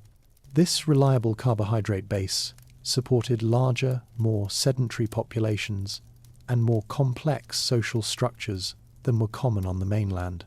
Their maritime technology was central to their existence. The large, double outrigger canoes they constructed were the most advanced watercraft in the region, capable of carrying dozens of men and undertaking long, open ocean voyages. These were not just fishing vessels, but the primary instruments of trade, diplomacy, and military power. This technology facilitated a complex and formalized network of exchange that connected the islands to one another and to the mainlands of both Australia and New Guinea. From the Papuan coast to the north, they imported canoe hulls, cassowary feathers, and birds of paradise plumes. From the Aboriginal peoples of Cape York to the south, they traded for spears and ochre. In return, the islanders exported valuable marine products, particularly the highly prized pearl shell. This constant interaction and the demands of a maritime existence fostered a more hierarchical social and political organisation than was typical on the Australian mainland. Society was often led by chiefs and a distinct class of warriors, whose status was earned through success in headhunting raids. For many island groups, particularly in the Western Strait, headhunting was a central ritual institution, a practice tied to the spiritual power of the community, initiation rites, and the appeasement of ancestral spirits. Their spiritual world was also distinct, centered on the stories of great culture heroes like Kuyam and the celestial constellation of Tagai, which governed the seasons of planting, hunting, and raiding. They also possessed technologies unknown on the mainland, most notably the bow and arrow, a primary weapon for both hunting and warfare, which was another direct cultural import from New Guinea. The Torres Strait Islanders, therefore, were not an extension of Aboriginal Australia, but a unique cultural formation, a maritime people who skillfully navigated the complex social and geographical space between two continents, creating a world entirely their own. In 1787, the continent of Australia was not an empty, untamed wilderness awaiting discovery, but a fully realized world in a state of profound and long-term equilibrium. It was a landmass populated by an estimated 750, 0 to 1.2 million people, a demographic that had been sustained for millennia without depleting its resource base. This population was not evenly distributed, but concentrated in the most productive regions, the well-watered river valleys of the southeast, the tropical coasts of the north, and the rich estuaries of the southwest. These were not the territories of a single people, but a mosaic of approximately 250 distinct nations, each a sovereign entity with its own language, laws, and precisely demarcated country.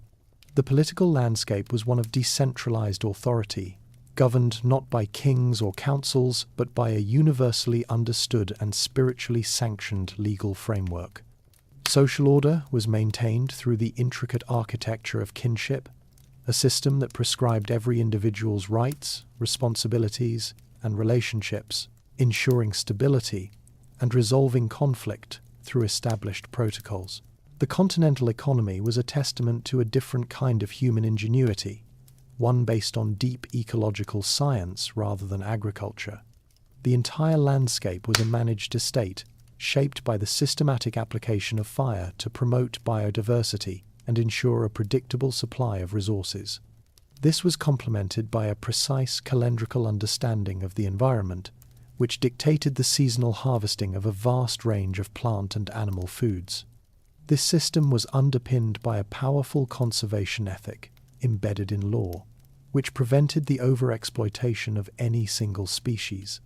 This sustainable economy supported a rich intellectual and cultural life.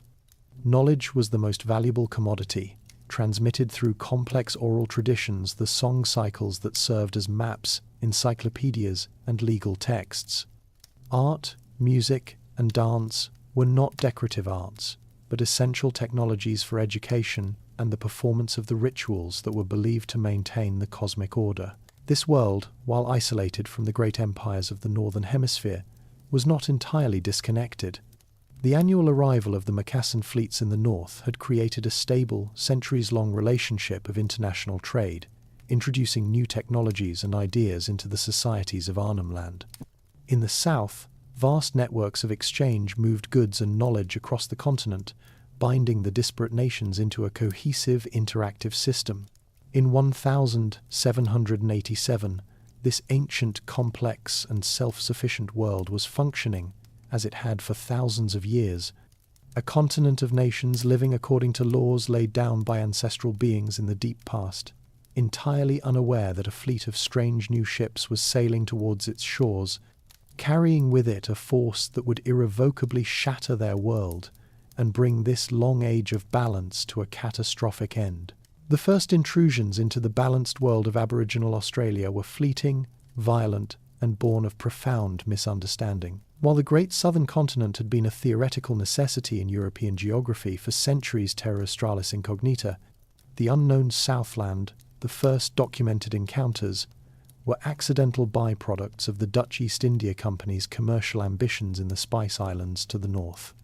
In 1606, the Dutch vessel Dijfkan, captained by Willem Janszoon, was sent from the port of Banten in modern-day Indonesia to explore the coast of New Guinea. Sailing south, Janszoon unknowingly crossed the Arafura Sea and made landfall on the western coast of the Cape York Peninsula, near the modern-day town of Waipa. This was the first recorded meeting between Europeans and Aboriginal Australians. It was not a peaceful one.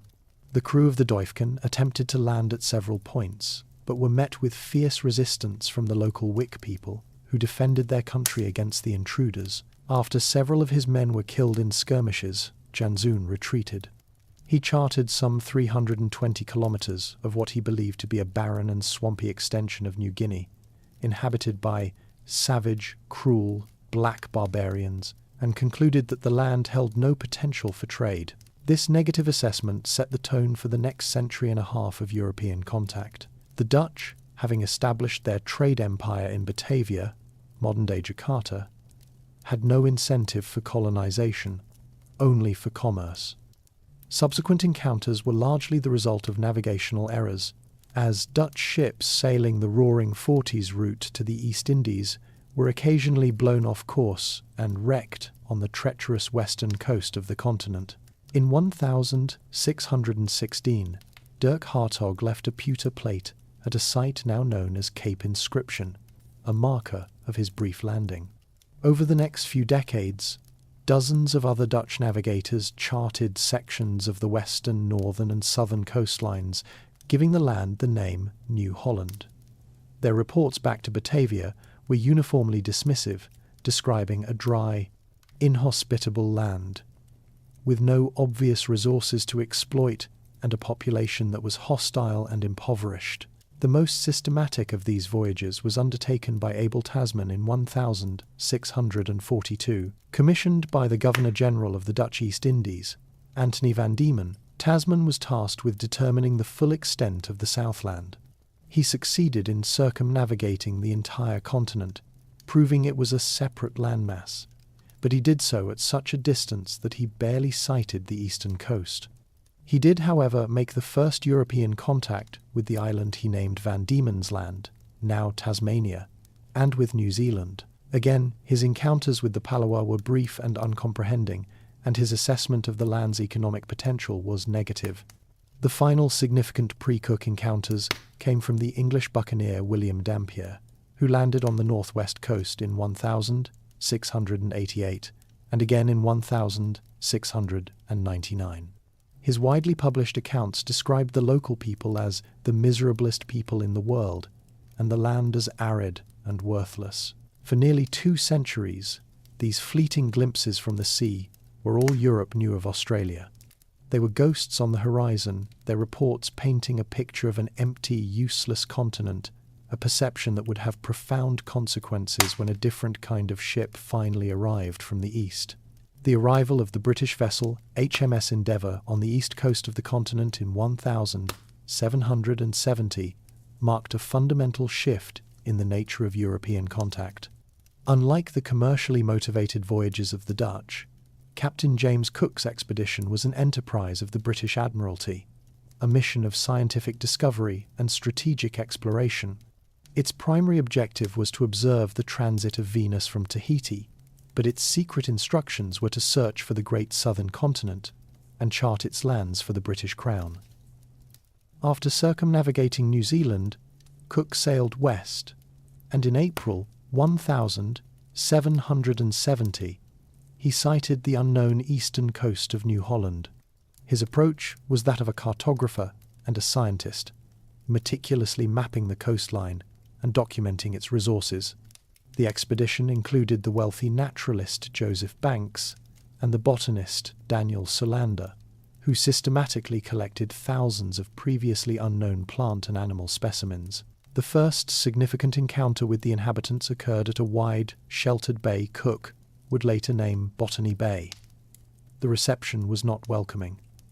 2 men of the Guigal clan of the Eora nation stood on the shore, brandishing spears and shouting warnings. Cook's party, attempting to land, made gestures of peace, but the communication gap was absolute. When the warnings were ignored, the Guigal men threw their spears, and the British responded by firing their muskets, wounding one of them. The Guigal retreated, and Cook's party landed, taking a number of spears and a shield from their camp as ethnographic specimens. This brief, violent encounter, born of mutual incomprehension, set a pattern of misunderstanding that would define future relations. For 8 days, the British explored the bay, collecting specimens, while the Eora watched from a distance, their ownership of the land completely disregarded. Sailing north, the Endeavour was severely damaged on the Great Barrier Reef, forcing Cook to beach the ship for extensive repairs at the mouth of a river, the site of modern-day Cooktown. This 7-week stay necessitated a more prolonged and complex interaction with the local Gugu Yimithirr people. While initial relations were cautious, a degree of communication was established. It was here that the word ganguru, referring to a specific large kangaroo, was recorded and entered the English language. However, conflict soon arose when Cook's crew captured a dozen sea turtles, a vital and respected food source for the Gugu Yimithirr. The local people attempted to take back their resource, leading to another confrontation and the firing of a musket. The dispute was eventually resolved not by force, but through a form of diplomacy, when an elder approached the British party with a broken spear, a gesture of reconciliation that was understood and accepted. After completing his repairs, Cook sailed to the northernmost tip of the continent. On August 22, 1770, on a small island he named Possession Island, he performed a formal ceremony. He hoisted the British colours and claimed the entire eastern coast he had charted, from Point Hicks to the Cape York Peninsula, for King George III, naming it New South Wales. Crucially, he did so under the legal doctrine of terra nullius, Latin for land belonging to no one. This was not a claim that the land was uninhabited. He had clearly documented its people, but a legal judgment that they lacked the recognisable European markers of civilization, such as settled agriculture, permanent villages, and a formal system of government. It was a fateful and unilateral declaration that denied the existence of Aboriginal sovereignty and law, providing the legal pretext for the British to treat the continent not as a land to be conquered, but as an empty one to be settled. The decision to establish a British colony in New South Wales was a direct consequence of a crisis on the other side of the world: the loss of the American colonies. With American independence, Britain was deprived of its primary dumping ground for convicts, leading to a severe overcrowding of its prisons and hulks.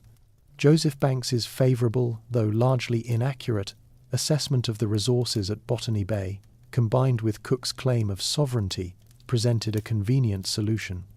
In 1787, a fleet of 11 ships under the command of Captain Arthur Phillip set sail from Portsmouth. This was not an expedition of exploration, but one of exile. On board were over 400 people, including more than 700 convicts, men, women and children, along with Marines to guard them, civil officers and their families. Their cargo consisted of the tools, livestock and seeds they would need to build a self-sufficient penal colony from scratch. After an arduous 8-month voyage, the fleet arrived at Botany Bay in January 1788. Philip's initial assessment was bleak. He quickly determined that the shallow, exposed bay and its sandy, infertile soil were entirely unsuitable for establishing a settlement. Leaving the fleet at anchor, he led a small exploratory party in 3 open boats to the north, investigating a break in the coastline that Cook had noted but not entered. What he found was Port Jackson, a magnificent deep-water harbour with numerous sheltered coves. He selected one such inlet, which he named Sydney Cove in honour of the British Home Secretary Lord Sydney. This place was known as Warrain to the local Cadigal people of the Eora Nation, and it was a vital hub of their economic and ceremonial life. On January 26, 1788, the entire fleet relocated to this new site. Philip raised the British flag, and the process of invasion began. The legal fiction of terra nullius was immediately put into practice. The presence of the Cadigal people was noted, but their ownership of the land was completely ignored. The immediate impact on the Eora was catastrophic and absolute. The newcomers began clearing the forests around the cove to build crude huts and plant gardens, systematically destroying the hunting grounds and habitats that had sustained the Cadigal for millennia. The bay's rich fishing resources were now exploited by the colonists' nets, depleting the primary food source of the local people. The fundamental conflict was not one of malice, but of existence. The British had come to possess the land, an act that was fundamentally incompatible with the Eora's relationship to their country. Philip's official instructions were to treat the natives with amity and kindness, but this policy was impossible to enforce. The convicts, often hungry and desperate, stole fishing gear and tools from the Eora, while the Marines responded to any perceived threat with musket fire. The Eora, in turn, retaliated by spearing livestock and raiding the colonists' vulnerable gardens. Within weeks of the fleet's arrival, the initial curiosity and cautious interaction had given way to a pattern of theft, misunderstanding, and retaliatory violence that would escalate into the first phase of the Australian frontier wars. In April of 1789, 15 months after the arrival of the British, a far more devastating force than muskets was unleashed upon the Eora people. A catastrophic epidemic of what the British identified as smallpox swept through the Aboriginal population of the Sydney Basin. This was a virgin soil epidemic. The Eora, having been isolated from the Eurasian disease pool for millennia, had no acquired or genetic immunity to the variola virus, and the results were apocalyptic. The exact origin of the outbreak remains one of the great and contentious mysteries of Australian history. One theory posits that the disease was deliberately introduced by members of the colony as a form of biological warfare to clear the land of its inhabitants. Another, more widely supported theory suggests an accidental release from vials of smallpox variola that were brought with the First Fleet by Surgeon John White, intended for inoculating the colonists should an outbreak occur. A third possibility is that the disease was introduced by Macassan traders in the north and spread south along the continent's vast trade routes, finally reaching the Sydney region. Regardless of its precise origin, its appearance was directly linked to the British presence. The impact was swift and horrifying. The British colonists, many of whom were immune due to prior exposure or inoculation, began to find evidence of the plague's passage. The diaries of officers like Captain Watkin Tench and Judge David Collins provide harrowing first-hand accounts. They describe stumbling upon Aboriginal camps that were completely silent, filled with the dead and dying. They found bodies in rock shelters, in makeshift huts, and by the water's edge, often with the remains of their last meal beside them. The disease was so virulent and the onset so rapid that entire family groups were wiped out before they could flee. Tench wrote of finding a man, a woman, and a child, all dead, and another child, still alive, clinging to its deceased mother's breast. The British, for their part, were largely helpless, their medical knowledge insufficient to treat the disease even among their own people, let alone a population with no immunity. The demographic collapse was almost absolute. Modern historical and epidemiological estimates suggest a mortality rate of between 50 and 90% among the Aboriginal population of the Sydney region. In the space of a few months, a society that had thrived for thousands of years was reduced to a shattered remnant. This was more than just a loss of life. It was the obliteration of a world. The death of so many elders meant the irreparable loss of vast stores of knowledge, language, law, ceremony, and ecological science. The intricate kinship systems that held society together were broken, as entire clans ceased to exist. The spiritual devastation was equally profound, as a catastrophe of this scale had no precedent in their cosmology. This unseen killer fundamentally and permanently altered the balance of power. The drastically reduced population could no longer mount effective, coordinated resistance to the British expansion, creating a vacuum that the colonists would quickly and ruthlessly exploit.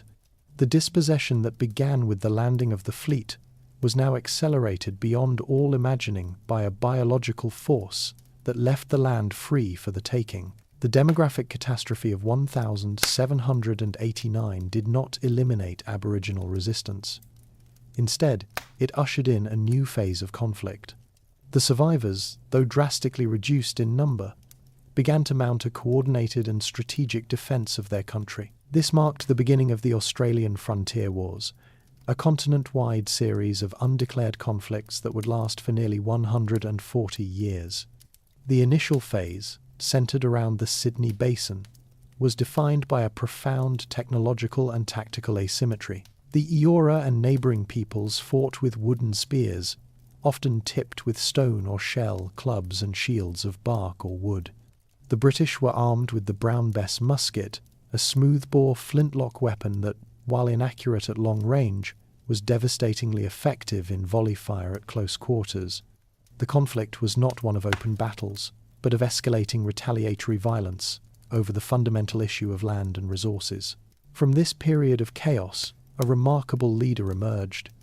Pemulwuy, a man of the Bidjigal clan. He was not just a warrior, but also a Karadi, a man of high spiritual authority, which gave him immense influence across different clan groups. Beginning in 1790, Pemulwuy initiated the first sustained guerrilla warfare campaign against the British colony. His strategy was not one of random attacks, but was calculated to undermine the viability of the settlement. He understood that the colony's greatest vulnerability was its precarious food supply. His warriors systematically raided the colonists' maize crops, speared their precious livestock, and burned their outlying huts, creating a state of constant fear and economic disruption.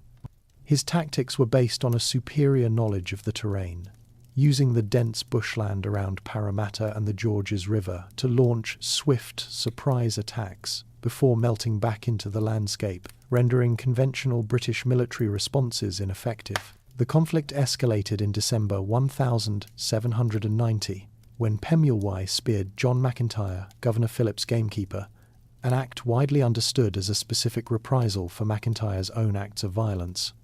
In response, Phillip dispatched the first official punitive expedition, an operation that failed to locate Pemulwuy, but solidified the state of undeclared war.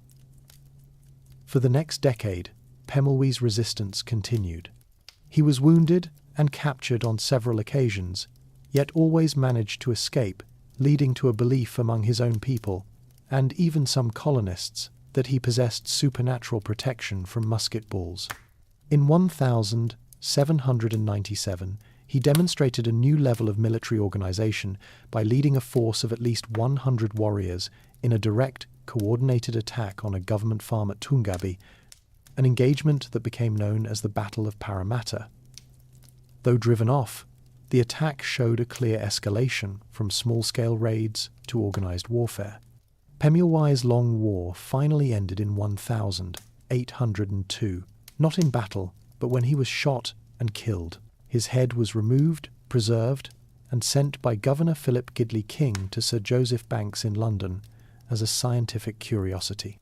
Pemulwuy's 12-year campaign was the first great war of resistance, a blueprint for a mode of conflict that would be repeated across the continent as the frontier of invasion expanded.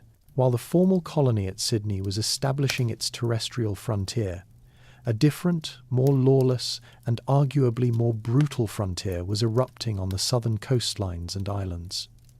The economic driver of this expansion was not land, but the lucrative global trade in seal fur and whale oil. From the 1790s onwards, the remote, storm-lashed islands of the Bass Strait and the coast of Van Diemen's Land became the seasonal bases for sealing gangs. These were not agents of the state, but private enterprises, often staffed by a rough international collection of ex-convicts, deserters, and adventurers who operated far beyond the reach of any colonial authority. Their primary targets were the vast colonies of fur seals and elephant seals that bred on these islands, which they harvested with ruthless efficiency, clubbing the animals to death in their thousands. This industry created a new and particularly violent form of contact with the local Aboriginal populations, especially the Palawa of Tasmania and the coastal groups of southern Australia. The sealers' presence was seasonal, but their impact was permanent. They established crude temporary camps on the islands, and to sustain themselves and their operations, they systematically exploited the local Aboriginal people. The most devastating aspect of this frontier was the widespread practice of abducting Aboriginal women. These women were taken by force or traded for goods like flour and tobacco from their men, who were often coerced into these transactions. The women were then forced into a life of sexual and economic slavery. Their traditional knowledge of the environment was essential to the sealers' survival. They were forced to hunt for food, particularly mutton, birds, and wallabies, and to process the sealskins, a laborious and skilled task. The violence was endemic and extreme. Women were subjected to brutal treatment, and resistance was met with severe punishment. This maritime frontier created a new, tragic demographic. The forced cohabitation of European men and Aboriginal women resulted in the birth of a generation of mixed-descent children who often belonged to neither world. This process also had a catastrophic impact on Palawa society, as the removal of so many women of childbearing age shattered their kinship systems and crippled their ability to reproduce. Furthermore, the sealers acted as vectors for new diseases, introducing venereal diseases and other infections into the isolated Tasmanian population with devastating consequences. The whalers, who began operating in the region shortly after the sealers, added another dimension to this frontier. While their primary operations were at sea, their shore-based stations for processing whale blubber became another point of violent contact and exploitation. This brutal, unregulated maritime frontier operated for decades, a shadow war of abduction and enslavement that preceded and exacerbated the formal land-based conflicts that would follow, leaving a legacy of profound trauma and demographic collapse. For the first quarter-century of its existence, the colony of New South Wales was geographically and psychologically contained. The Great Dividing Range, particularly the rugged escarpment of the Blue Mountains, formed an impassable barrier to westward expansion, confining the settlement to the Cumberland Plain. This containment was breached in 1813, when a party led by Gregory Blaxland, William Lawson, and William Charles Wentworth successfully pioneered a route across the mountains by sticking to the high ridges. This was not an act of pure exploration. It was driven by a powerful economic imperative. The colony's burgeoning sheep flocks, the foundation of a future wool industry, were rapidly outgrowing the available pasture land on the coastal plain, which was suffering from drought and overgrazing. The discovery of the vast, well-watered grasslands west of the range triggered a land rush of explosive proportions. This was the beginning of the invasion of the inland. The colonial government, under Governor Macquarie, attempted to control the settlement process, but was quickly overwhelmed. A flood of settlers, known as squatters, simply moved west with their flocks and herds, illegally occupying enormous tracts of land without any formal title or lease. This act of mass trespass was a direct assault on the sovereignty of the inland nations, particularly the Wiradjuri, one of the largest and most powerful language groups on the continent, whose country stretched across the central plains of what is now New South Wales. The impact of the squatters' arrival was immediate and ecologically devastating. Their millions of hard-hoofed sheep and cattle compacted the soil, destroyed the native grasses, and fouled the critical waterholes. The settlers' livestock consumed the fields of native yams and daisies, which were a staple food source for the Wiradjuri, and had been cultivated through their land management practices for millennia. The introduction of these foreign animals fundamentally destroyed the indigenous economy, creating a state of manufactured famine. Conflict was inevitable. The Wiradjuri, seeing their world being systematically dismantled, responded by defending their country. They began spearing the settlers' livestock, which they viewed not as theft, but as a legitimate harvest from their own land and a direct challenge to the invaders' presence. This resistance, led by formidable warriors like Windradine, escalated into a full-scale guerrilla conflict known as the Bathurst War.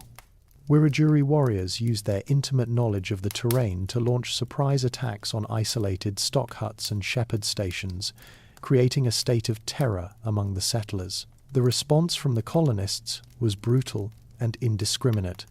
Armed parties of settlers and soldiers carried out reprisal raids, which often devolved into massacres of entire Aboriginal family groups, regardless of their involvement in the conflict. In August 1824, with the frontier descending into chaos, Governor Thomas Brisbane declared martial law across the entire Bathurst district.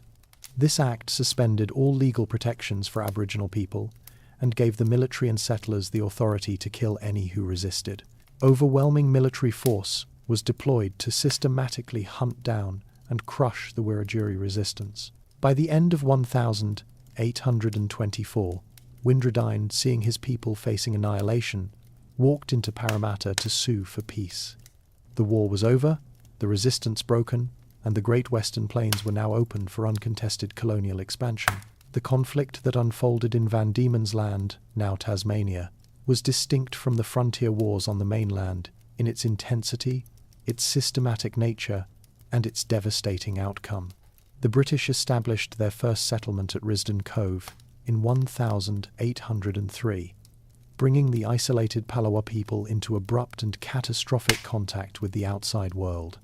The initial drivers of conflict were the same as on the mainland: competition for land and resources. The settlers' sheep destroyed the Palawa's staple food sources, and the colonists began to commercially hunt kangaroos, a critical part of the indigenous economy.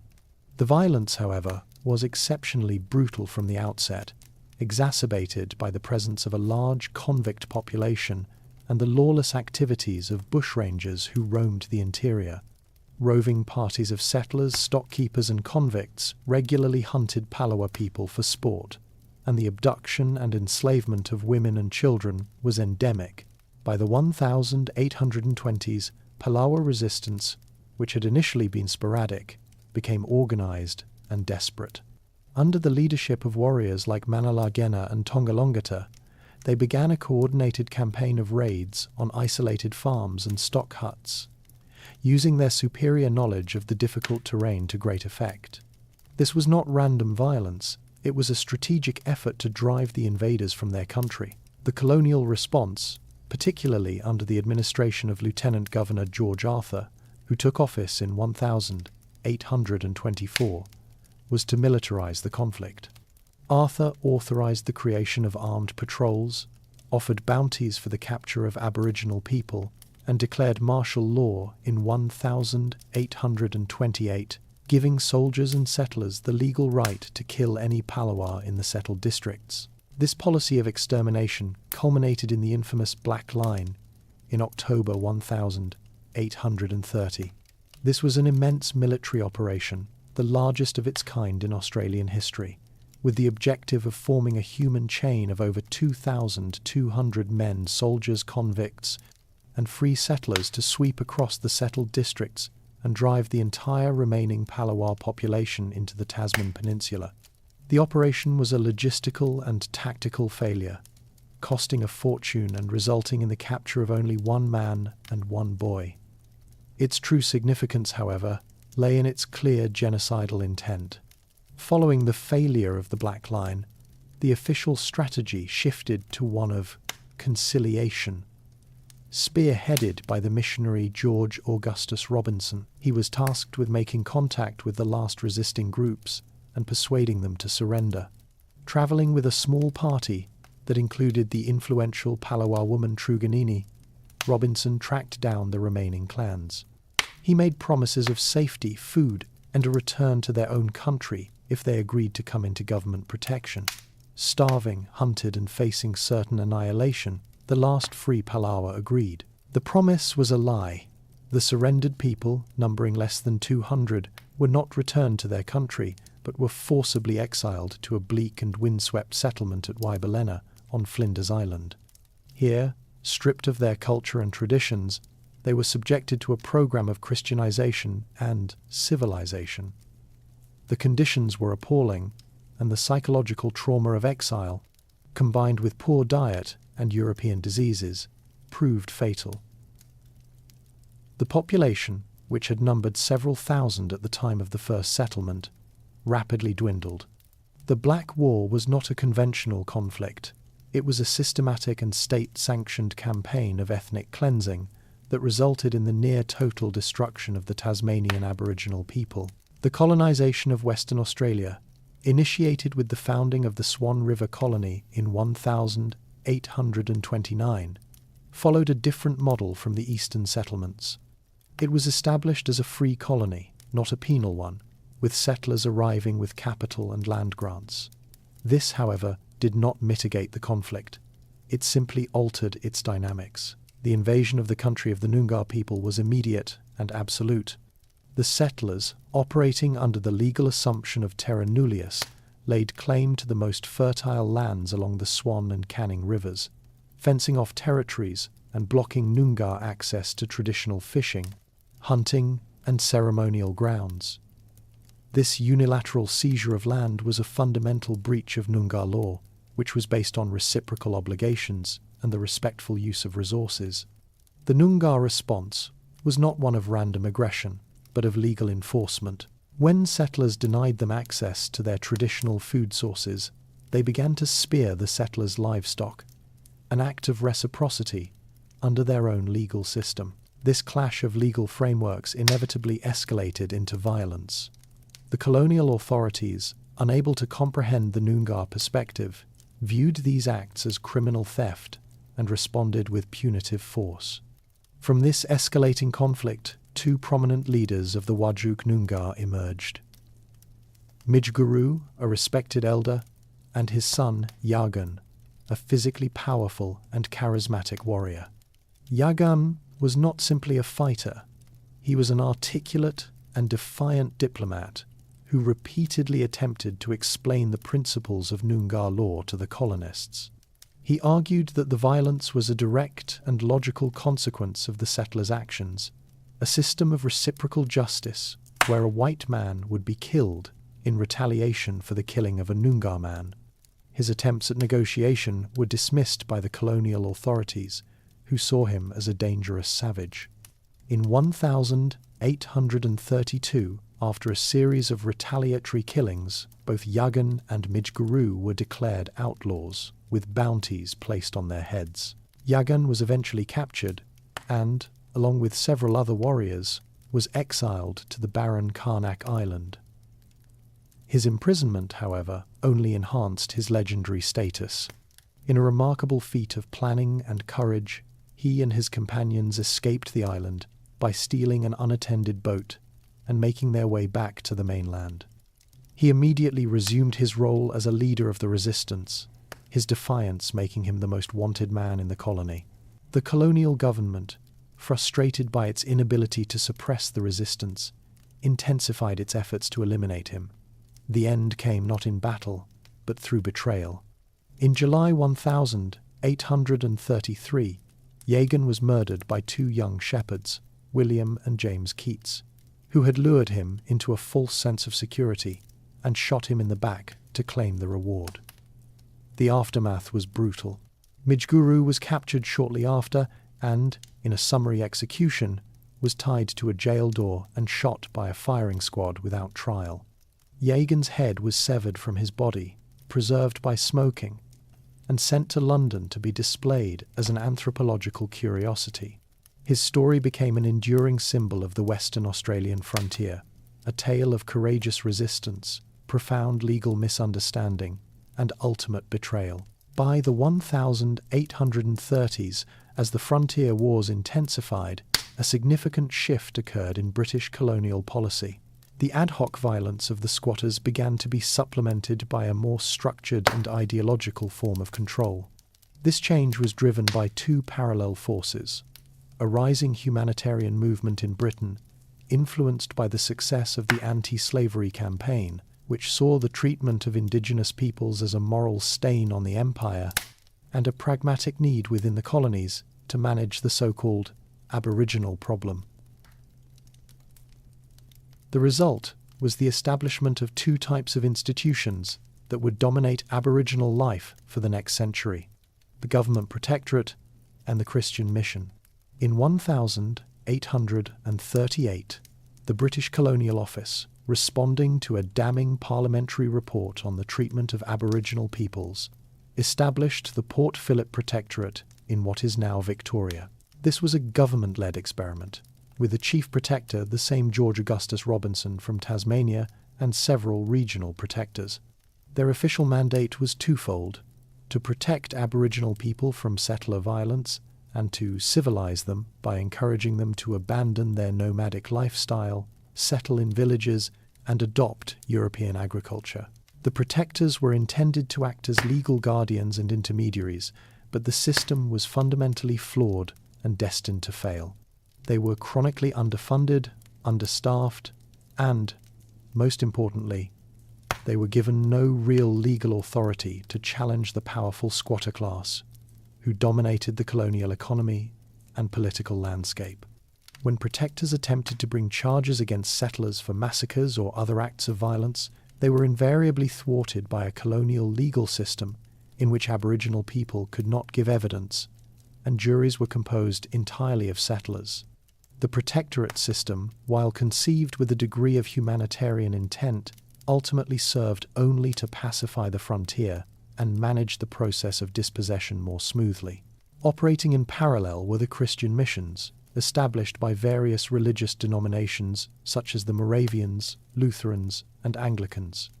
Their primary objective was not protection, but evangelization. The core belief was that Aboriginal people were heathens who needed to be saved through conversion to Christianity. This religious goal was inextricably linked to the goal of civilization. Missionaries believed that to become Christian, Aboriginal people first had to abandon their own culture. Life on the missions was a highly regimented and disciplined existence. Residents were required to attend church services, wear European clothing, and live in settled huts. Children were placed in dormitories and taught to read and write in English, while adults were trained in manual labour and domestic service. The most destructive aspect of this process was the active and systematic suppression of indigenous culture. The speaking of Aboriginal languages was forbidden, the performance of ceremonies was banned, and all expressions of traditional spirituality were condemned as pagan devil worship. These institutions, whether government-run or religious, were founded on a shared ideology of paternalism and racial superiority. They were total institutions, designed to control every aspect of Aboriginal life, breaking down the ancient structures of law and kinship, and replacing them with a new order of dependency and institutional control. Beyond the declared martial law of formal frontier wars, the process of dispossession was driven by a more pervasive and insidious set of tactics.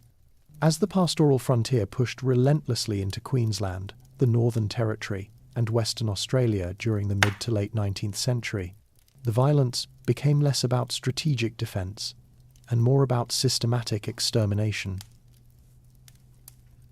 The primary instrument of this was the reprisal massacre. Following the spearing of livestock or the killing of a settler, armed parties of squatters and their stockmen would ride out with the explicit goal of dispersing the local Aboriginal population. In practice, dispersal was a euphemism for indiscriminate killing. These punitive expeditions would track a clan group to their camp, often attacking at dawn to achieve maximum surprise, and shoot men, women and children without distinction. The official records of these events are sparse and sanitized, but the oral histories of Aboriginal survivors and the private diaries of some settlers attest to a widespread and brutal reality of extrajudicial killing, designed to terrorize and permanently remove people from the land. An even more covert tactic was the use of poison. This method was particularly favored because it was silent, effective, and left little evidence that could be traced back to the perpetrator.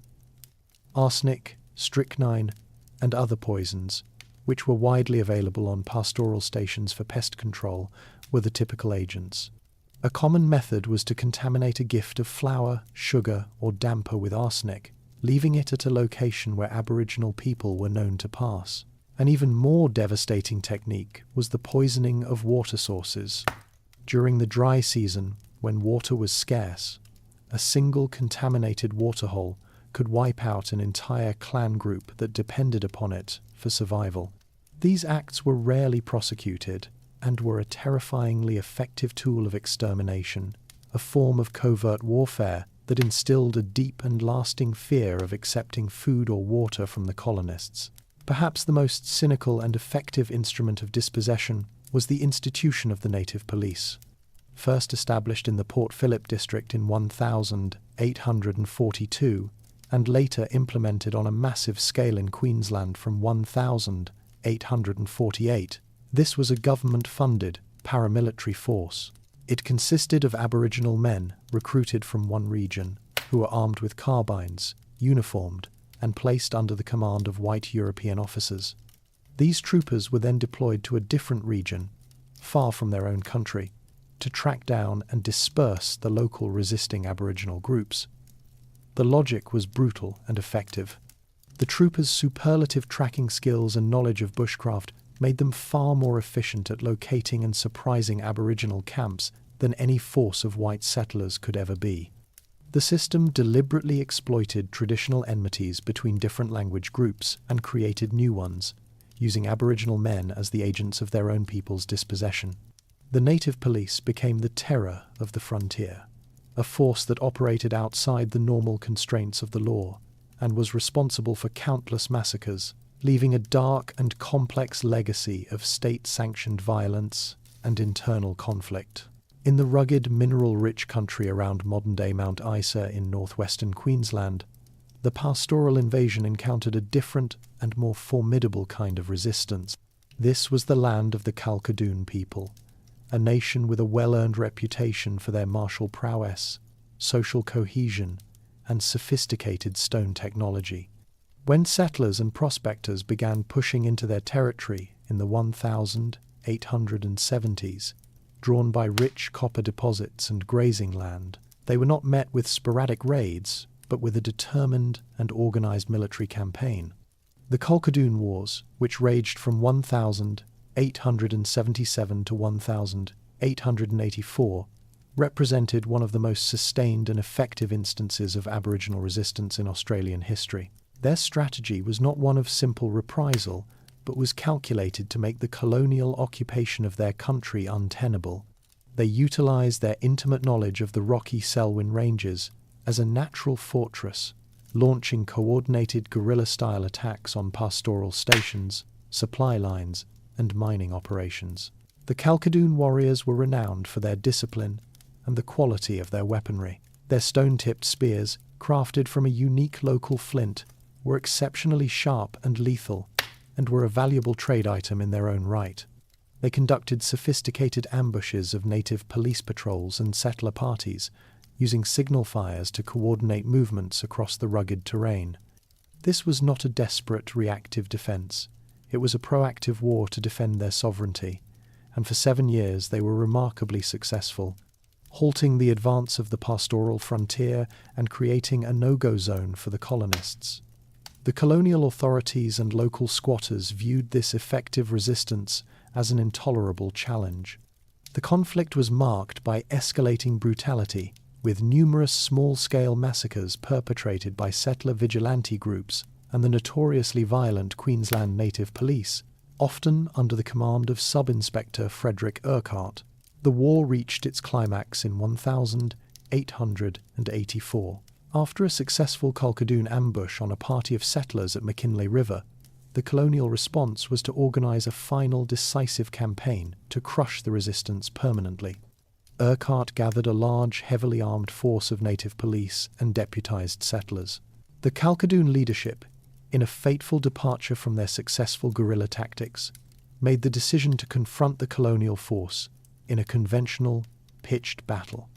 They gathered a force of several hundred warriors, along with their families, at a granite outcrop that would become known as Battle Mountain. They used the terrain to their advantage, building low stone barricades and using the high ground to rain spears down on the attackers. The battle that ensued on a September morning was a testament to their courage, but the outcome was inevitable. The disciplined volley fire from the settlers' and troopers' Snyder-Enfield carbines was devastating. The stone-tipped spears of the Kalkadoon were no match for the range and lethality of modern rifles. The engagement turned into a one-sided massacre, with an estimated 200 Kalkadoon warriors killed. The resistance was broken. The Battle of Mountain was a heroic, tragic last stand, a final organised military defence of a nation's sovereignty against an overwhelming invading force. The pastoral invasion, for all its destructive force, was a relatively slow-moving frontier. The discovery of payable gold in New South Wales and Victoria in 1851 unleashed a new kind of invasion, one of unprecedented speed, scale, and ecological devastation. The gold rushes triggered a massive and chaotic influx of humanity, a global migration that saw the colonial population nearly triple in a single decade. Hundreds of thousands of prospectors from across Europe, North America, and China descended upon the goldfields, creating vast, transient, and almost entirely lawless cities on lands that were the sovereign countries of nations, like the Dja Dja Wurrung and the Taungurung in central Victoria. This new wave of invaders had no interest in the land itself, only in the wealth that lay beneath it. Their methods were brutally efficient and environmentally catastrophic. Alluvial mining, the primary technique, involved turning over entire riverbeds and creek flats, washing away the soil to find the gold particles within. This practice, along with sluicing and later industrial-scale dredging, choked the rivers with silt, destroyed the aquatic ecosystems, and turned once fertile river flats into barren fields of gravel. For the local Aboriginal populations, the impact was immediate and absolute. The rivers and creeks that were the lifeblood of their economy were rendered toxic and lifeless, destroying their primary sources of fish and freshwater mussels. The sudden destruction of these environments, which had been managed and harvested sustainably for millennia, created an instant state of famine. The goldfields themselves were established directly on top of traditional camping grounds, ceremonial sites, and resource zones, with a complete disregard for the existing inhabitants. The social environment of the goldfields was intensely violent. The diggers were a transient, predominantly male, and heavily armed population, operating in a state of intense competition and often fueled by alcohol. With the colonial government's authority barely extending to these chaotic new settlements, violence against the local Aboriginal people was endemic and went almost entirely unpunished. The miners viewed the original inhabitants as pests or obstacles to be removed. Massacres were common, often perpetrated by large groups of armed diggers in reprisal for the spearing of livestock or the perceived theft of property. The concentration of so many people from around the world also introduced a new wave of diseases, to which the inland populations had had little previous exposure. Venereal disease became rampant, and respiratory illnesses swept through the displaced and malnourished Aboriginal communities living on the fringes of the goldfields. The gold rushes were a demographic and ecological cataclysm, a new and accelerated phase of the invasion that shattered the societies of central Victoria and New South Wales, displacing them from their land and destroying their economy with a speed and finality that even the pastoral frontier had not achieved. As the violent frontiers of pastoral expansion closed across the vast interior of the continent, a new and complex economic order emerged. The immense cattle and sheep stations that now dominated the landscape were chronically short of the labour needed to operate. In the remote and harsh conditions of the outback, European labour was expensive, scarce, and often unreliable. The solution to this crisis was the incorporation of the dispossessed Aboriginal populations into the station economy. This was not a formal system of employment, but a deeply unequal, quasi-feudal relationship based on dependency and exploitation. Having been stripped of their own economic base and confined to their traditional lands, which were now pastoral leases, Aboriginal people became the indispensable workforce of the pastoral empire. Their survival often depended on attaching themselves to the station that had usurped their country.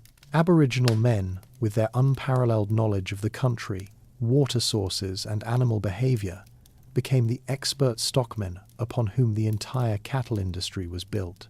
Their tracking skills, honed over millennia, were essential for locating stray cattle across vast, unfenced runs. Their horsemanship was legendary, and they performed the dangerous and highly skilled work of mustering, branding, and droving herds over thousands of kilometres. This was not unskilled labour. It was a highly specialised profession that white stockmen could rarely match. Aboriginal women were equally critical to the functioning of the station. They served as domestic servants in the station homestead, performing the arduous tasks of cooking, cleaning, laundering, and child-rearing. Beyond the homestead, they were an integral part of the station workforce, undertaking tasks like fencing, shearing, and acting as shepherds for the sheep flocks. This mutual dependency, however, was not one of equals. Payment was almost never in cash wages. Instead, Aboriginal workers were compensated with rations of flour, sugar, tea, and tobacco, a system that kept them in a state of perpetual economic dependency. This relationship was often paternalistic, with the station manager holding immense power over the lives of the Aboriginal people living on his lease, but it was frequently marred by extreme violence and exploitation. The sexual abuse of Aboriginal women by white station owners, managers, and stockmen was endemic, a widespread and brutal assertion of power. Despite this systemic exploitation, life on the stations did offer a perverse form of survival. By remaining on their own country, even as a subjugated labour force, people were able to maintain a physical and spiritual connection to their sacred sites. The station camp, often located a short distance from the main homestead, became a place where language, law, and some ceremonial life could be continued, away from the direct surveillance of the colonizers. It was a life of profound contradiction, a forced adaptation that saw Aboriginal people become the builders and maintainers of the very pastoral empire that had dispossessed them. By the latter half of the 19th century, as the overt violence of the frontier began to subside in the more settled colonies, the ad hoc methods of control were replaced by a new and more insidious form of power, the legislation. This marked the beginning of the Protection Era, a period defined by a suite of laws known as the Aborigines Protection Acts. These were not designed to protect Aboriginal people from settlers, but to protect the settler society from Aboriginal people and to manage what was widely believed to be a dying race. This ideology, heavily influenced by the rise of social Darwinism, held that Aboriginal people were biologically incapable of adapting to the modern world and were destined for extinction. The role of the state, therefore, was to smooth the dying pillow and control the remnant population in a manner that was orderly and inexpensive. The first comprehensive legislation of this kind was passed in the colony of Victoria in 1869, and its model of bureaucratic control would be replicated, with regional variations across the entire continent over the next few decades. The central mechanism of these acts was the creation of an Aborigines Protection Board in each colony. This government body, typically composed of white public servants and philanthropists, was granted extraordinary and unprecedented legal powers over the lives of all Aboriginal people. The board, and its appointed agents known as protectors, had the authority to determine where Aboriginal people could live, forcibly removing them from their country and confining them to designated government reserves or church-run missions. They had the power to control their movement, with a pass system that meant Aboriginal people could not leave a reserve without the written permission of the manager. The Acts gave the board legal guardianship over all Aboriginal children, a power that superseded the rights of their own parents. They also controlled their subjects' economic lives, with protectors having the authority to manage their wages, control their bank accounts, and approve any contracts of employment. Under this legislative framework, Aboriginal people were effectively made wards of the state, stripped of the basic civil rights that were afforded to other British subjects, such as freedom of movement, the right to control their own property, and the right to raise their own children. The reserve system was the primary instrument of this policy. It was a tool of racial segregation designed to isolate Aboriginal people from the white community and to break their connection to their traditional lands, which were then opened up for settler use. Life on these reserves was one of total institutional control. The white manager or protector held near absolute authority, acting as policeman, magistrate, and employer. This era represented a fundamental shift from a frontier of physical violence to one of bureaucratic control. A system of legislated apartheid that would govern Aboriginal lives for the better part of a century, institutionalizing dependency and severing the cultural and economic threads that had sustained their societies for millennia. The government reserves and church-run missions established under the Protection Acts were designed as laboratories for a radical social experiment, the complete dismantling of Aboriginal culture. Life within these segregated enclaves was a highly structured and disciplined regime, centered on the twin goals of religious conversion and industrial training. The daily routine was governed by the ringing of a bell, a sound that dictated the hours for prayer, work, meals, and sleep, replacing the natural seasonal rhythms that had previously ordered existence. The core of this new order was the suppression of all forms of indigenous identity. The speaking of one's own language, the primary vehicle of law and spirituality, was strictly forbidden and often met with harsh physical punishment. Children caught using their native tongue would be shamed, beaten, or put on reduced rations. This policy was a deliberate and effective tool of cultural destruction, designed to sever the link between the generations and ensure that the deep knowledge encoded in the language would be lost. Ceremonial life, the engine of social and spiritual cohesion, was also systematically eradicated. Sacred objects were confiscated and sometimes destroyed, and the performance of dances and rituals was condemned as paganism and actively suppressed. The authority of the elders, which was based on their custodianship of this sacred knowledge, was deliberately undermined and replaced by the absolute authority of the white mission or reserve manager. This created a profound social and spiritual vacuum, leaving communities stripped of their legal framework and their connection to the dreaming. In place of their own culture, the residents were subjected to a relentless program of religious and practical instruction. The day was punctuated by compulsory church services and Bible study, where Christian doctrine was presented as the only path to salvation and the antithesis of their own heathen beliefs. The educational system for children was rudimentary, focused on providing a basic level of English literacy and numeracy, sufficient only for a future as an unskilled labourer or domestic servant. The primary purpose of the mission was to create a compliant and cheap workforce. The able-bodied men were put to work clearing land, farming, or building fences, often for no pay beyond their basic rations. The women and older girls were trained in domestic service laundry, cooking, and cleaning, in preparation for being sent out to work in the homes of local white settlers. This was not just an education, it was a system of institutionalized labor, designed to break the economic self-sufficiency of Aboriginal people and integrate them into the lowest rung of the colonial economy. Life on the mission was a life of enforced dependency, a systematic stripping away of autonomy, language, and law, all under the guise of benevolent protection. The system of institutional control established by the Protection Acts extended into every facet of economic life, creating a legislated system of financial servitude. For Aboriginal people employed in the mainstream colonial economy, particularly in the pastoral and domestic service industries, the concept of a wage was often a fiction. Under the authority of the Acts, the Aborigines Protection Boards were given the power to control the income and assets of all Aboriginal people under their jurisdiction. This was not an informal arrangement, but a vast and meticulous system of bureaucratic control, a state-sanctioned practice of wage interception that is now known as the stolen wages. When an Aboriginal person worked, their employer was often legally required not to pay them directly. Instead, the wages were sent to the local protector or to the central board, where they were to be held in trust on the worker's behalf. The rationale provided for this system was deeply paternalistic. It was argued that Aboriginal people lacked the financial acumen to manage their own money, and that the state needed to protect them from exploitation and profligate spending. In reality, this trust system became a mechanism for the wholesale appropriation of Aboriginal earnings.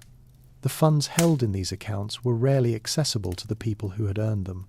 A worker wanting to withdraw their own money had to make a formal application to the protector, who had absolute discretion to approve or deny the request. Basic necessities, from clothing to food to tools, could only be purchased with the protector's permission, and often at inflated prices from designated suppliers. The process was deliberately humiliating and infantilizing, designed to reinforce the state of dependency. The scale of this system was enormous, affecting tens of thousands of workers across Australia for the better part of a century.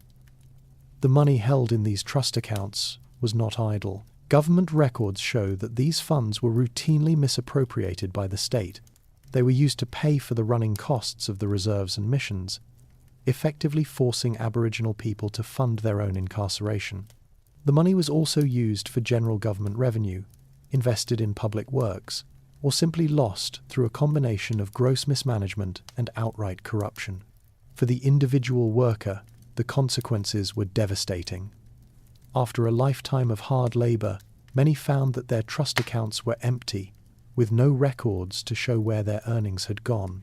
This system systematically prevented Aboriginal families from accumulating any form of capital, from buying property, from starting businesses, or from passing wealth on to their children. It was a legislated mechanism for enforcing poverty, a system of economic enslavement that created a legacy of profound and lasting intergenerational disadvantage, the effects of which are still felt today. The dawn of the 20th century was marked by a defining political event: the federation of the 6 Australian colonies into a single, self-governing nation.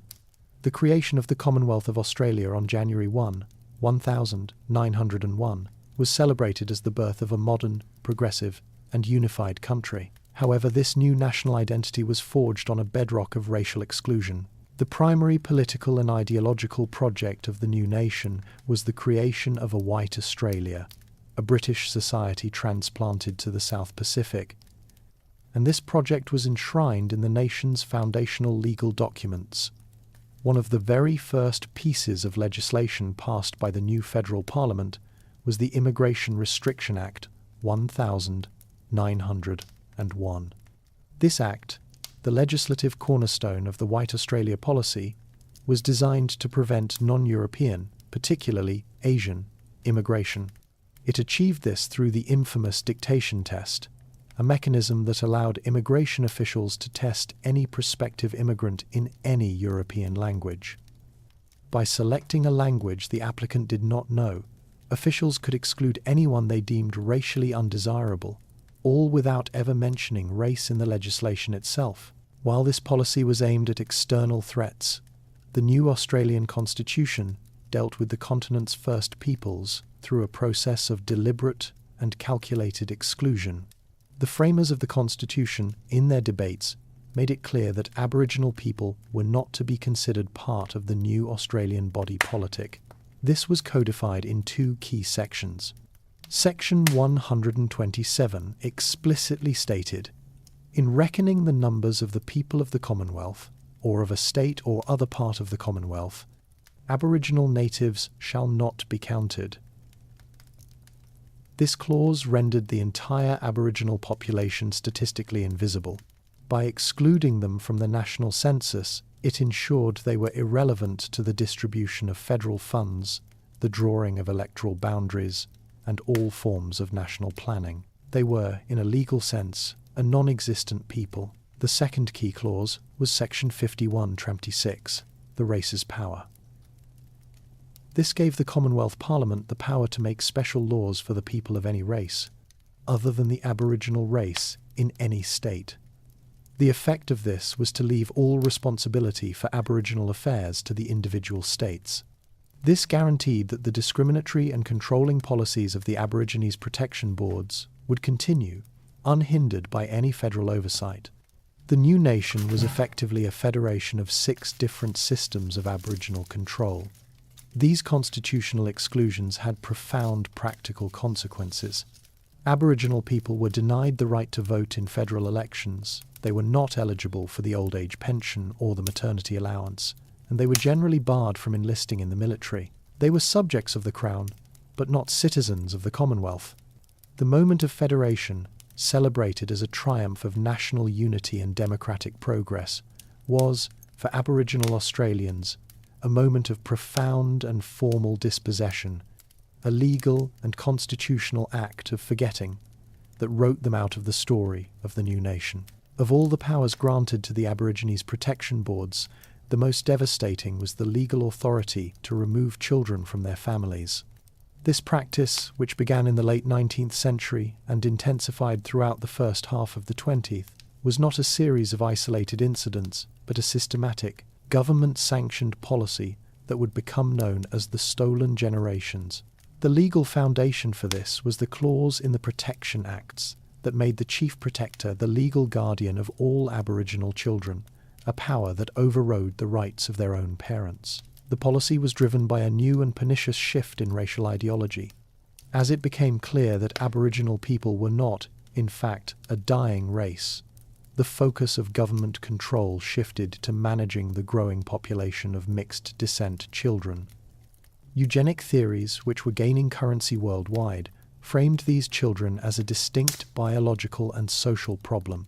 The prevailing belief was that, with sufficient intervention, their aboriginality could be bred out or erased through education, and they could be assimilated into the lowest rungs of white society. The mechanics of the removal were brutal and bureaucratic.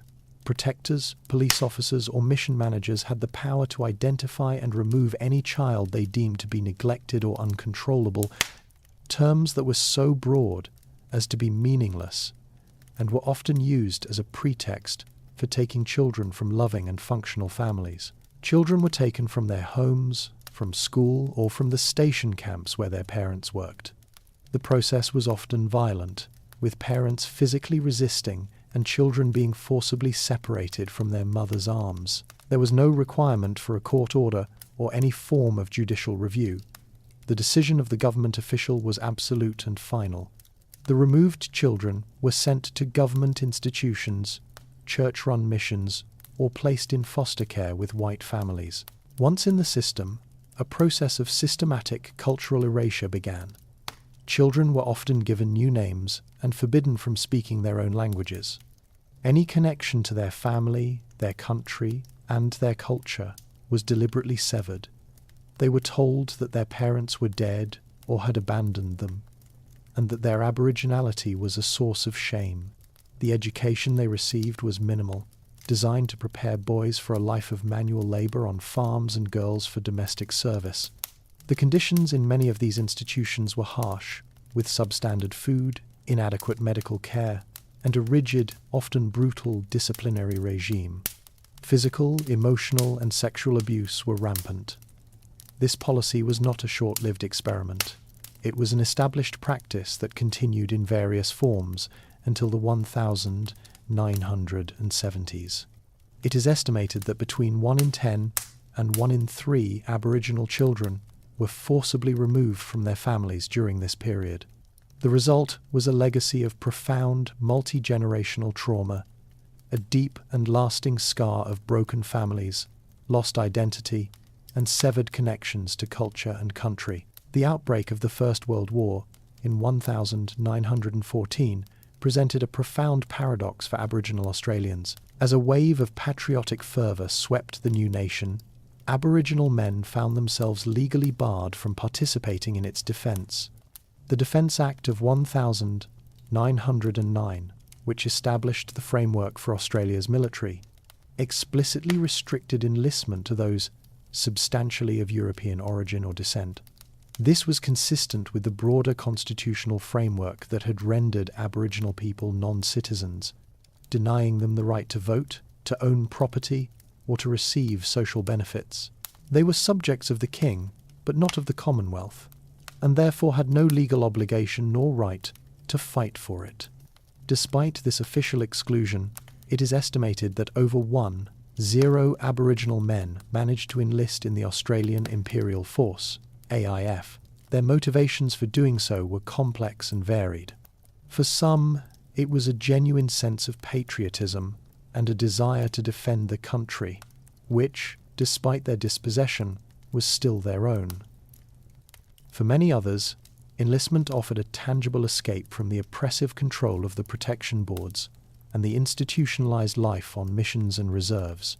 The army promised something that civilian life denied them: equal pay, equal rations, and, most importantly, the prospect of equal treatment. The process of enlistment was often a matter of subterfuge. Many men had to deny their Aboriginal heritage, claiming to be of Maori, Indian, or Southern European descent to get past the recruitment officers. In the early years of the war, these racial barriers were often strictly enforced, but as the casualty lists from Gallipoli and the Western Front grew, the urgent need for reinforcements led many recruitment officers to turn a blind eye to a volunteer's racial background, as long as they were physically fit. Once accepted into the AIF, a remarkable transformation occurred. The institutionalized racism of civilian Australia largely disappeared in the trenches. Within the egalitarian culture of the AIF, Aboriginal soldiers were treated as equals by their white comrades. They shared the same dangers, endured the same hardships, and their skills were highly valued. Many Aboriginal soldiers, drawing on their traditional knowledge, excelled as scouts, snipers, and light horsemen, earning a reputation for their bravery and resourcefulness. The true tragedy of their service came upon their return. The equality they had experienced in the uniform of the AIF vanished the moment they disembarked back in Australia. They returned not as heroes, but as Aboriginal men, subject once more to the full force of the Protection Acts. They were denied entry to the Returned and Services League, RSL clubs in many of their own hometowns.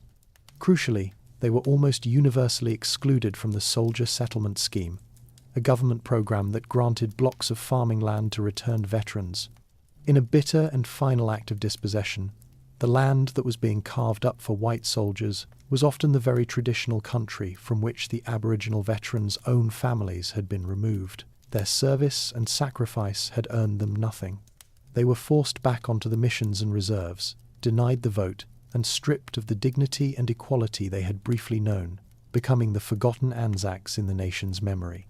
The interwar period saw the oppressive control of the protection boards reach its zenith, but it also witnessed the birth of a new and politically sophisticated form of Aboriginal resistance.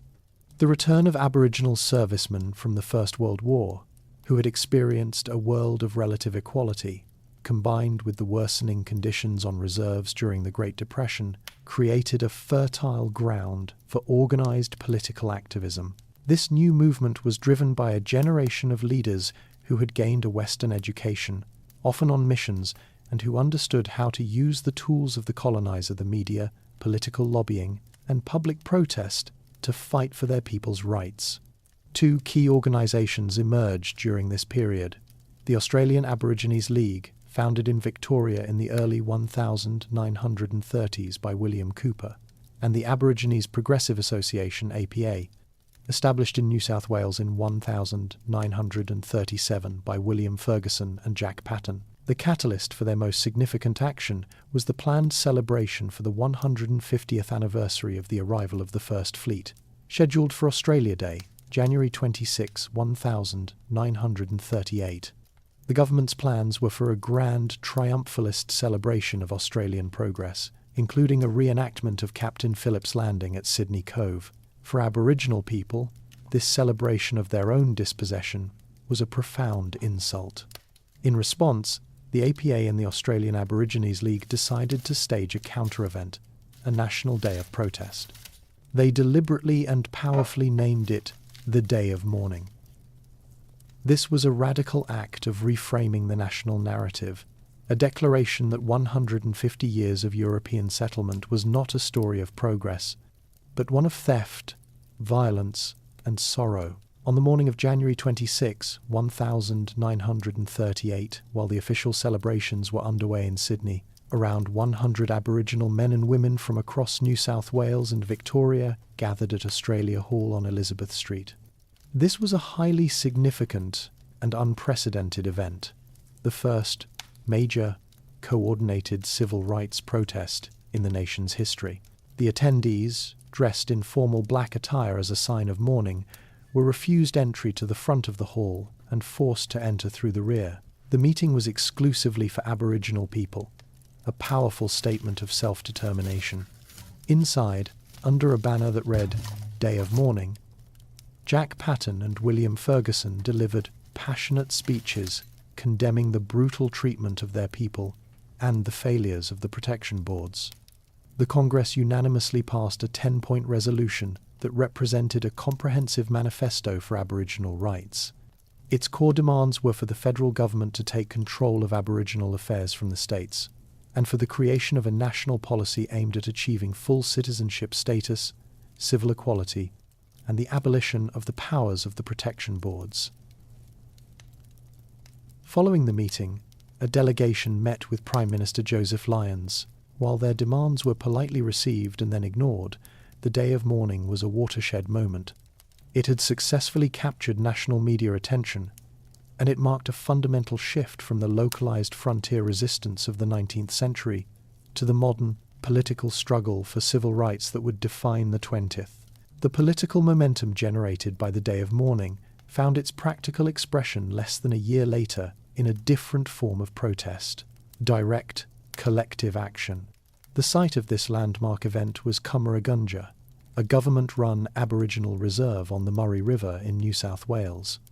Established in the 1880s, Cumaragunja had initially been a place of relative autonomy and agricultural success for the Yorta Yorta people, who farmed the land communally. However, by the 1930s, this had changed.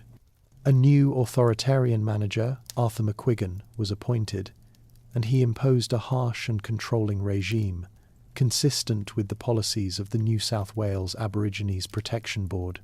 The conditions on the reserve deteriorated catastrophically.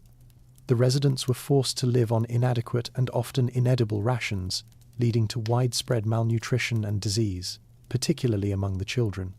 The sanitation was appalling, and the housing was in a state of chronic disrepair. Furthermore, McQuiggan was actively enforcing the board's policy of removing children, and there was a constant threat that the community's remaining productive farmland would be revoked and leased to white settlers.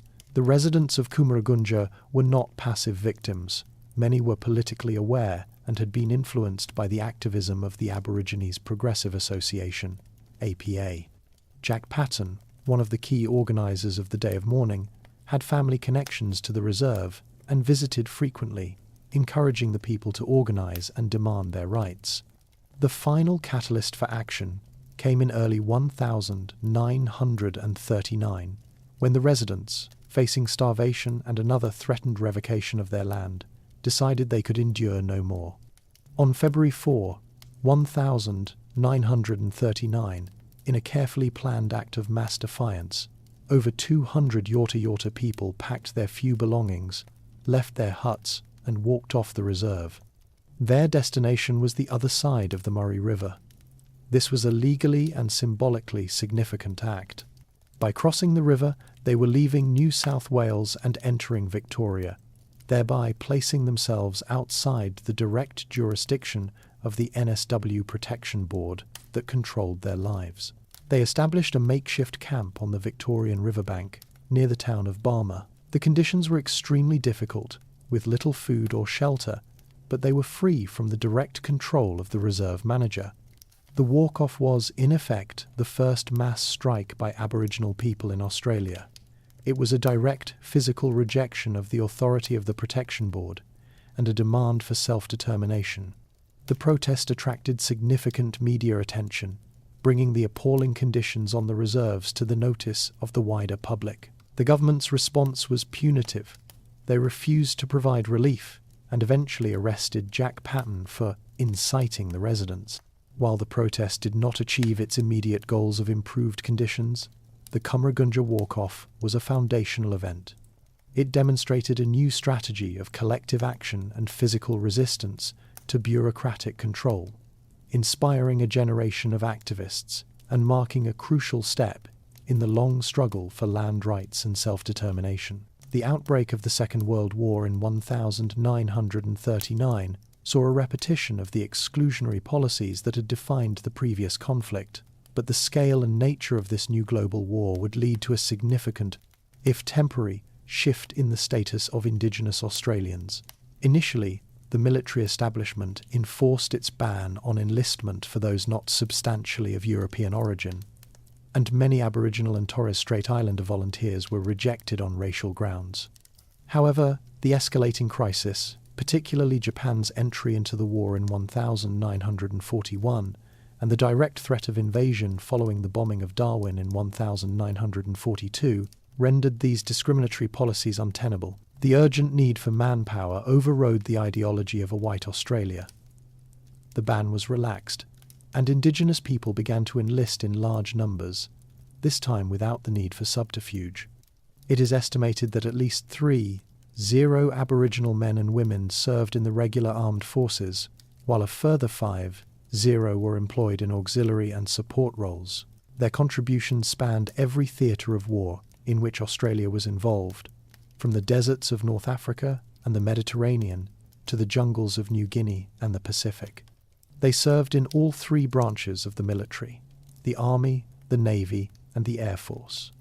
In the Army, they served as infantrymen, engineers, and transport drivers. A significant number were drafted into special commando units, where their superb tracking and bushcraft skills were recognised as a significant military asset. In Northern Australia, the Army established special Aboriginal reconnaissance units, such as the Northern Territory Special Reconnaissance Unit, whose task was to patrol the vast, sparsely populated coastline for signs of Japanese activity.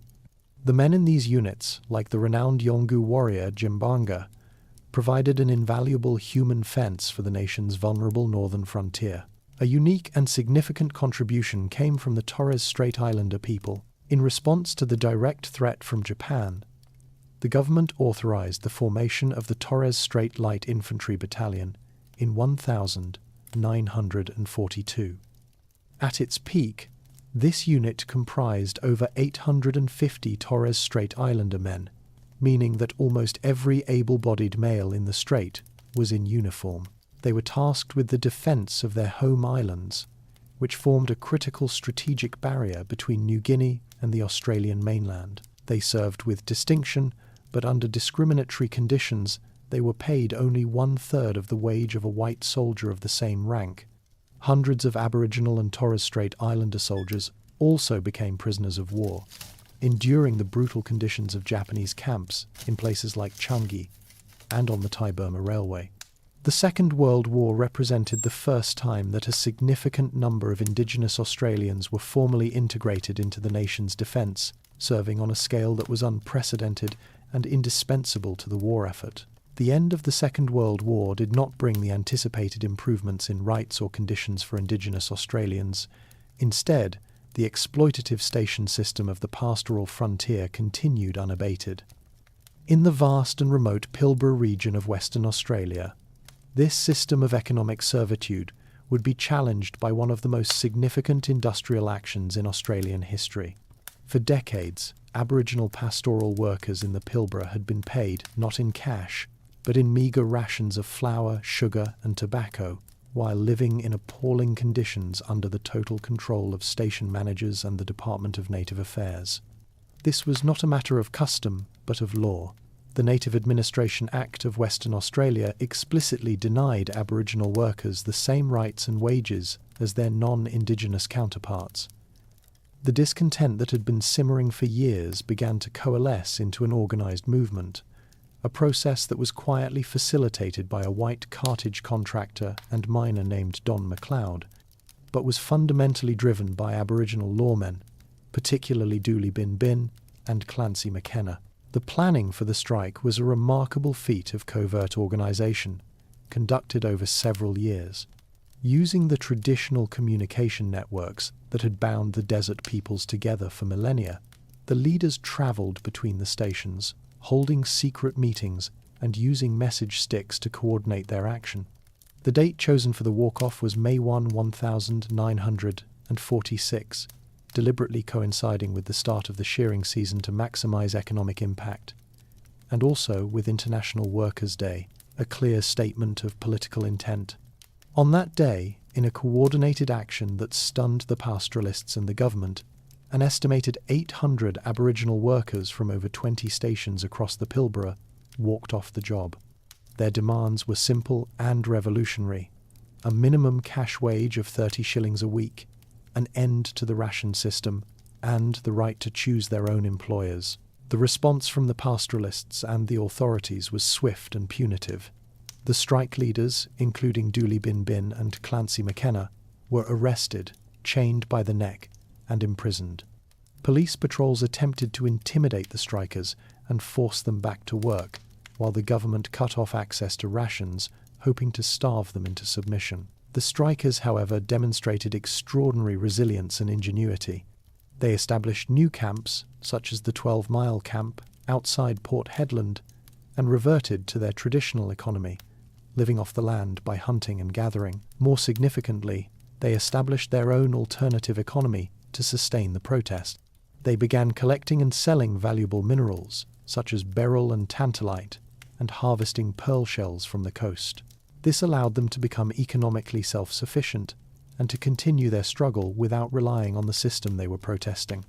The strike lasted for 3 years, making it one of the longest industrial disputes in the nation's history. While it did not achieve all of its wage demands immediately, it was a profound political victory. It demonstrated the organizational capacity of Aboriginal people, shattered the myth of their passivity, and became a foundational event in the modern struggle for land rights, equal wages, and self-determination. The demobilization of Australia's armed forces after 1945 was, for most, a moment of national relief and celebration.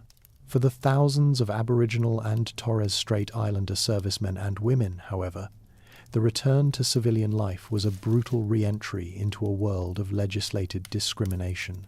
The sense of purpose, responsibility, and, for the first time, the experience of relative equality that they had known in the military evaporated the moment they stepped off the troop ships. In uniform, they had been soldiers, sailors, and airmen, judged on their skills and courage. At home, they were once again defined solely by their race and subjected to the full oppressive weight of the Protection and Native Administration Acts. The expectation that their service and sacrifice would be rewarded with citizenship rights and a permanent shift in their status proved to be a profound miscalculation. The discrimination was immediate and systemic. While white veterans were welcomed into local branches of the Returned and Services League, RSL, as heroes, their Indigenous comrades were frequently barred from entry, denied the simple right to share a drink with the men they had fought alongside. This social exclusion was a deeply felt and public humiliation. The economic betrayal was even more significant. The Commonwealth Government's War Service Land Settlement Scheme, a major program designed to reward veterans with blocks of farming land, was almost universally inaccessible to Indigenous servicemen. State governments, who administered the scheme, systematically denied their applications, often on the grounds that, as wards of the state, they were not considered capable of managing a farm. In a cruel irony, much of the land being allocated to white veterans was prime agricultural country that had been carved out of Aboriginal reserves or traditional lands. Instead of being rewarded, returning Indigenous soldiers were simply discharged back into the control of the protection boards.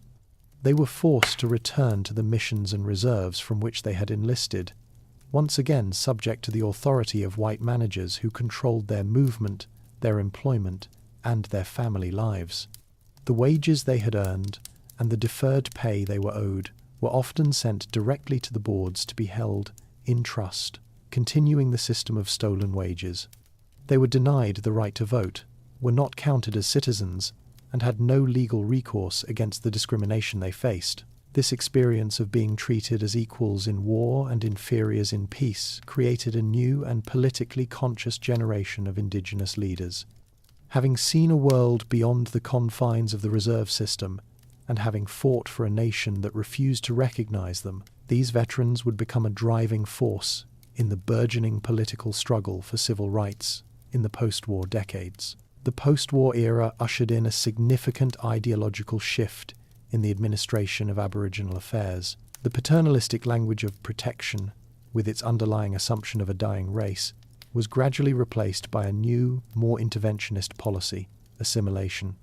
This was formally adopted as a national objective at the 1951 Native Welfare Conference, a meeting of all state and federal ministers responsible for Aboriginal affairs. The policy's official goal was that all Aborigines and part Aborigines would attain the same manner of living as other Australians and live as members of a single Australian community.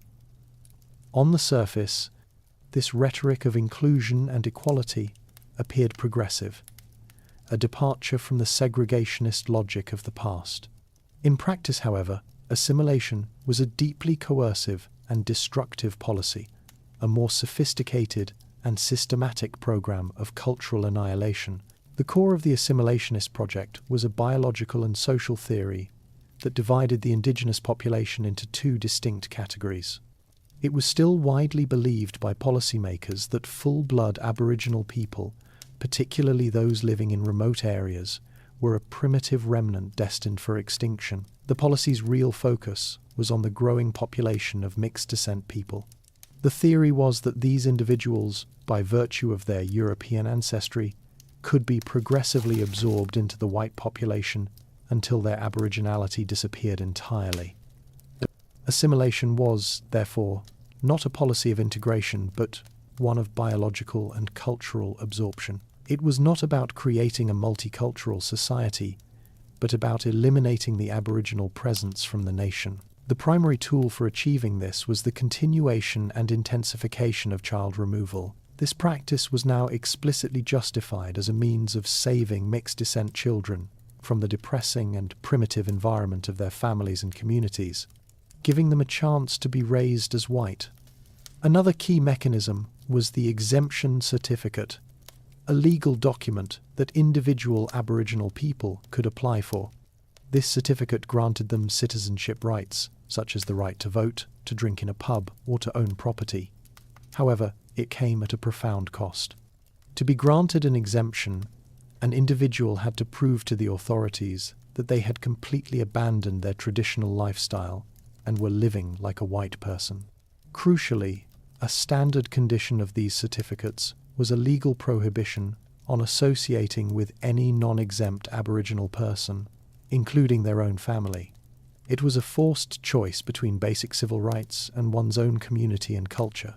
The policy also involved pushing people to move off the government reserves and into towns, often into fringe camps or substandard housing, where it was hoped they would lose their cultural cohesion and be forced to adopt European ways. Assimilation was not a pathway to equality. It was a unilateral demand for the complete surrender of identity, a final, bureaucratic attempt to solve the Aboriginal problem by making Aboriginal people disappear. The policy of assimilation, for all its bureaucratic force, was a demonstrable failure, and by the late 1950s, a new and powerful movement for change was gathering momentum. This was a coalition of Aboriginal activists and a growing number of non-Indigenous allies who recognized that the legal and constitutional discrimination that underpinned all government policy was no longer tenable. The focus of this new campaign was the Australian Constitution itself, the legal document that had formally excluded Aboriginal people from the nation. For over a decade, organisations like the Federal Council for the Advancement of Aborigines and Torres Strait Islanders, FCATSI, led a persistent and strategic campaign, petitioning, lobbying, and building a grassroots movement to force a referendum to amend the Constitution. The proposed changes were specific and fundamental. The first objective was to repeal Section 127, the clause that prevented Aboriginal natives from being counted in the national census. This was not just a matter of statistical recognition, it was about making Aboriginal people visible as part of the Australian population, a prerequisite for any form of national planning or resource allocation. The second, and more powerful, objective was to amend Section 5126, the races power. This clause gave the federal parliament the power to make laws for any race except the Aboriginal race, leaving all responsibility for Aboriginal affairs to the often brutal and discriminatory policies of the individual states. The amendments sought to remove this exception, giving the Commonwealth Government a clear mandate to legislate on behalf of Aboriginal people, a power that activists hoped would be used to override the state-based Protection Acts and create national standards for rights and welfare. After years of campaigning, the government of Prime Minister Harold Holt finally agreed to put the question to the Australian people. The referendum was held on May 27, 1967. The Yes campaign was a remarkable moment of national consensus, with support from all major political parties, churches, and community organisations. Its message was simple and powerful, framed not in complex legal terms, but as a straightforward question of fairness and human rights. The result was the most decisive and overwhelming victory in Australian political history. An astonishing 90.77% of Australian voters cast their ballot in favour of the changes. It was a monumental and unambiguous rejection of the constitutional discrimination that had defined the nation since its federation. The referendum did not, as is often mistakenly believed, grant Aboriginal people citizenship or the right to vote. Most already had these, at least in theory. Its significance was more profound. It was a massive symbolic victory, a moment when the Australian public overwhelmingly acknowledged the injustice of the past and voted to include Aboriginal people in the life of the nation. More importantly, it was a practical victory that fundamentally restructured the political landscape, giving the federal government the constitutional power to begin dismantling the state-based systems of control and to legislate for land rights, health, and education, marking a definitive end to the era of legislated exclusion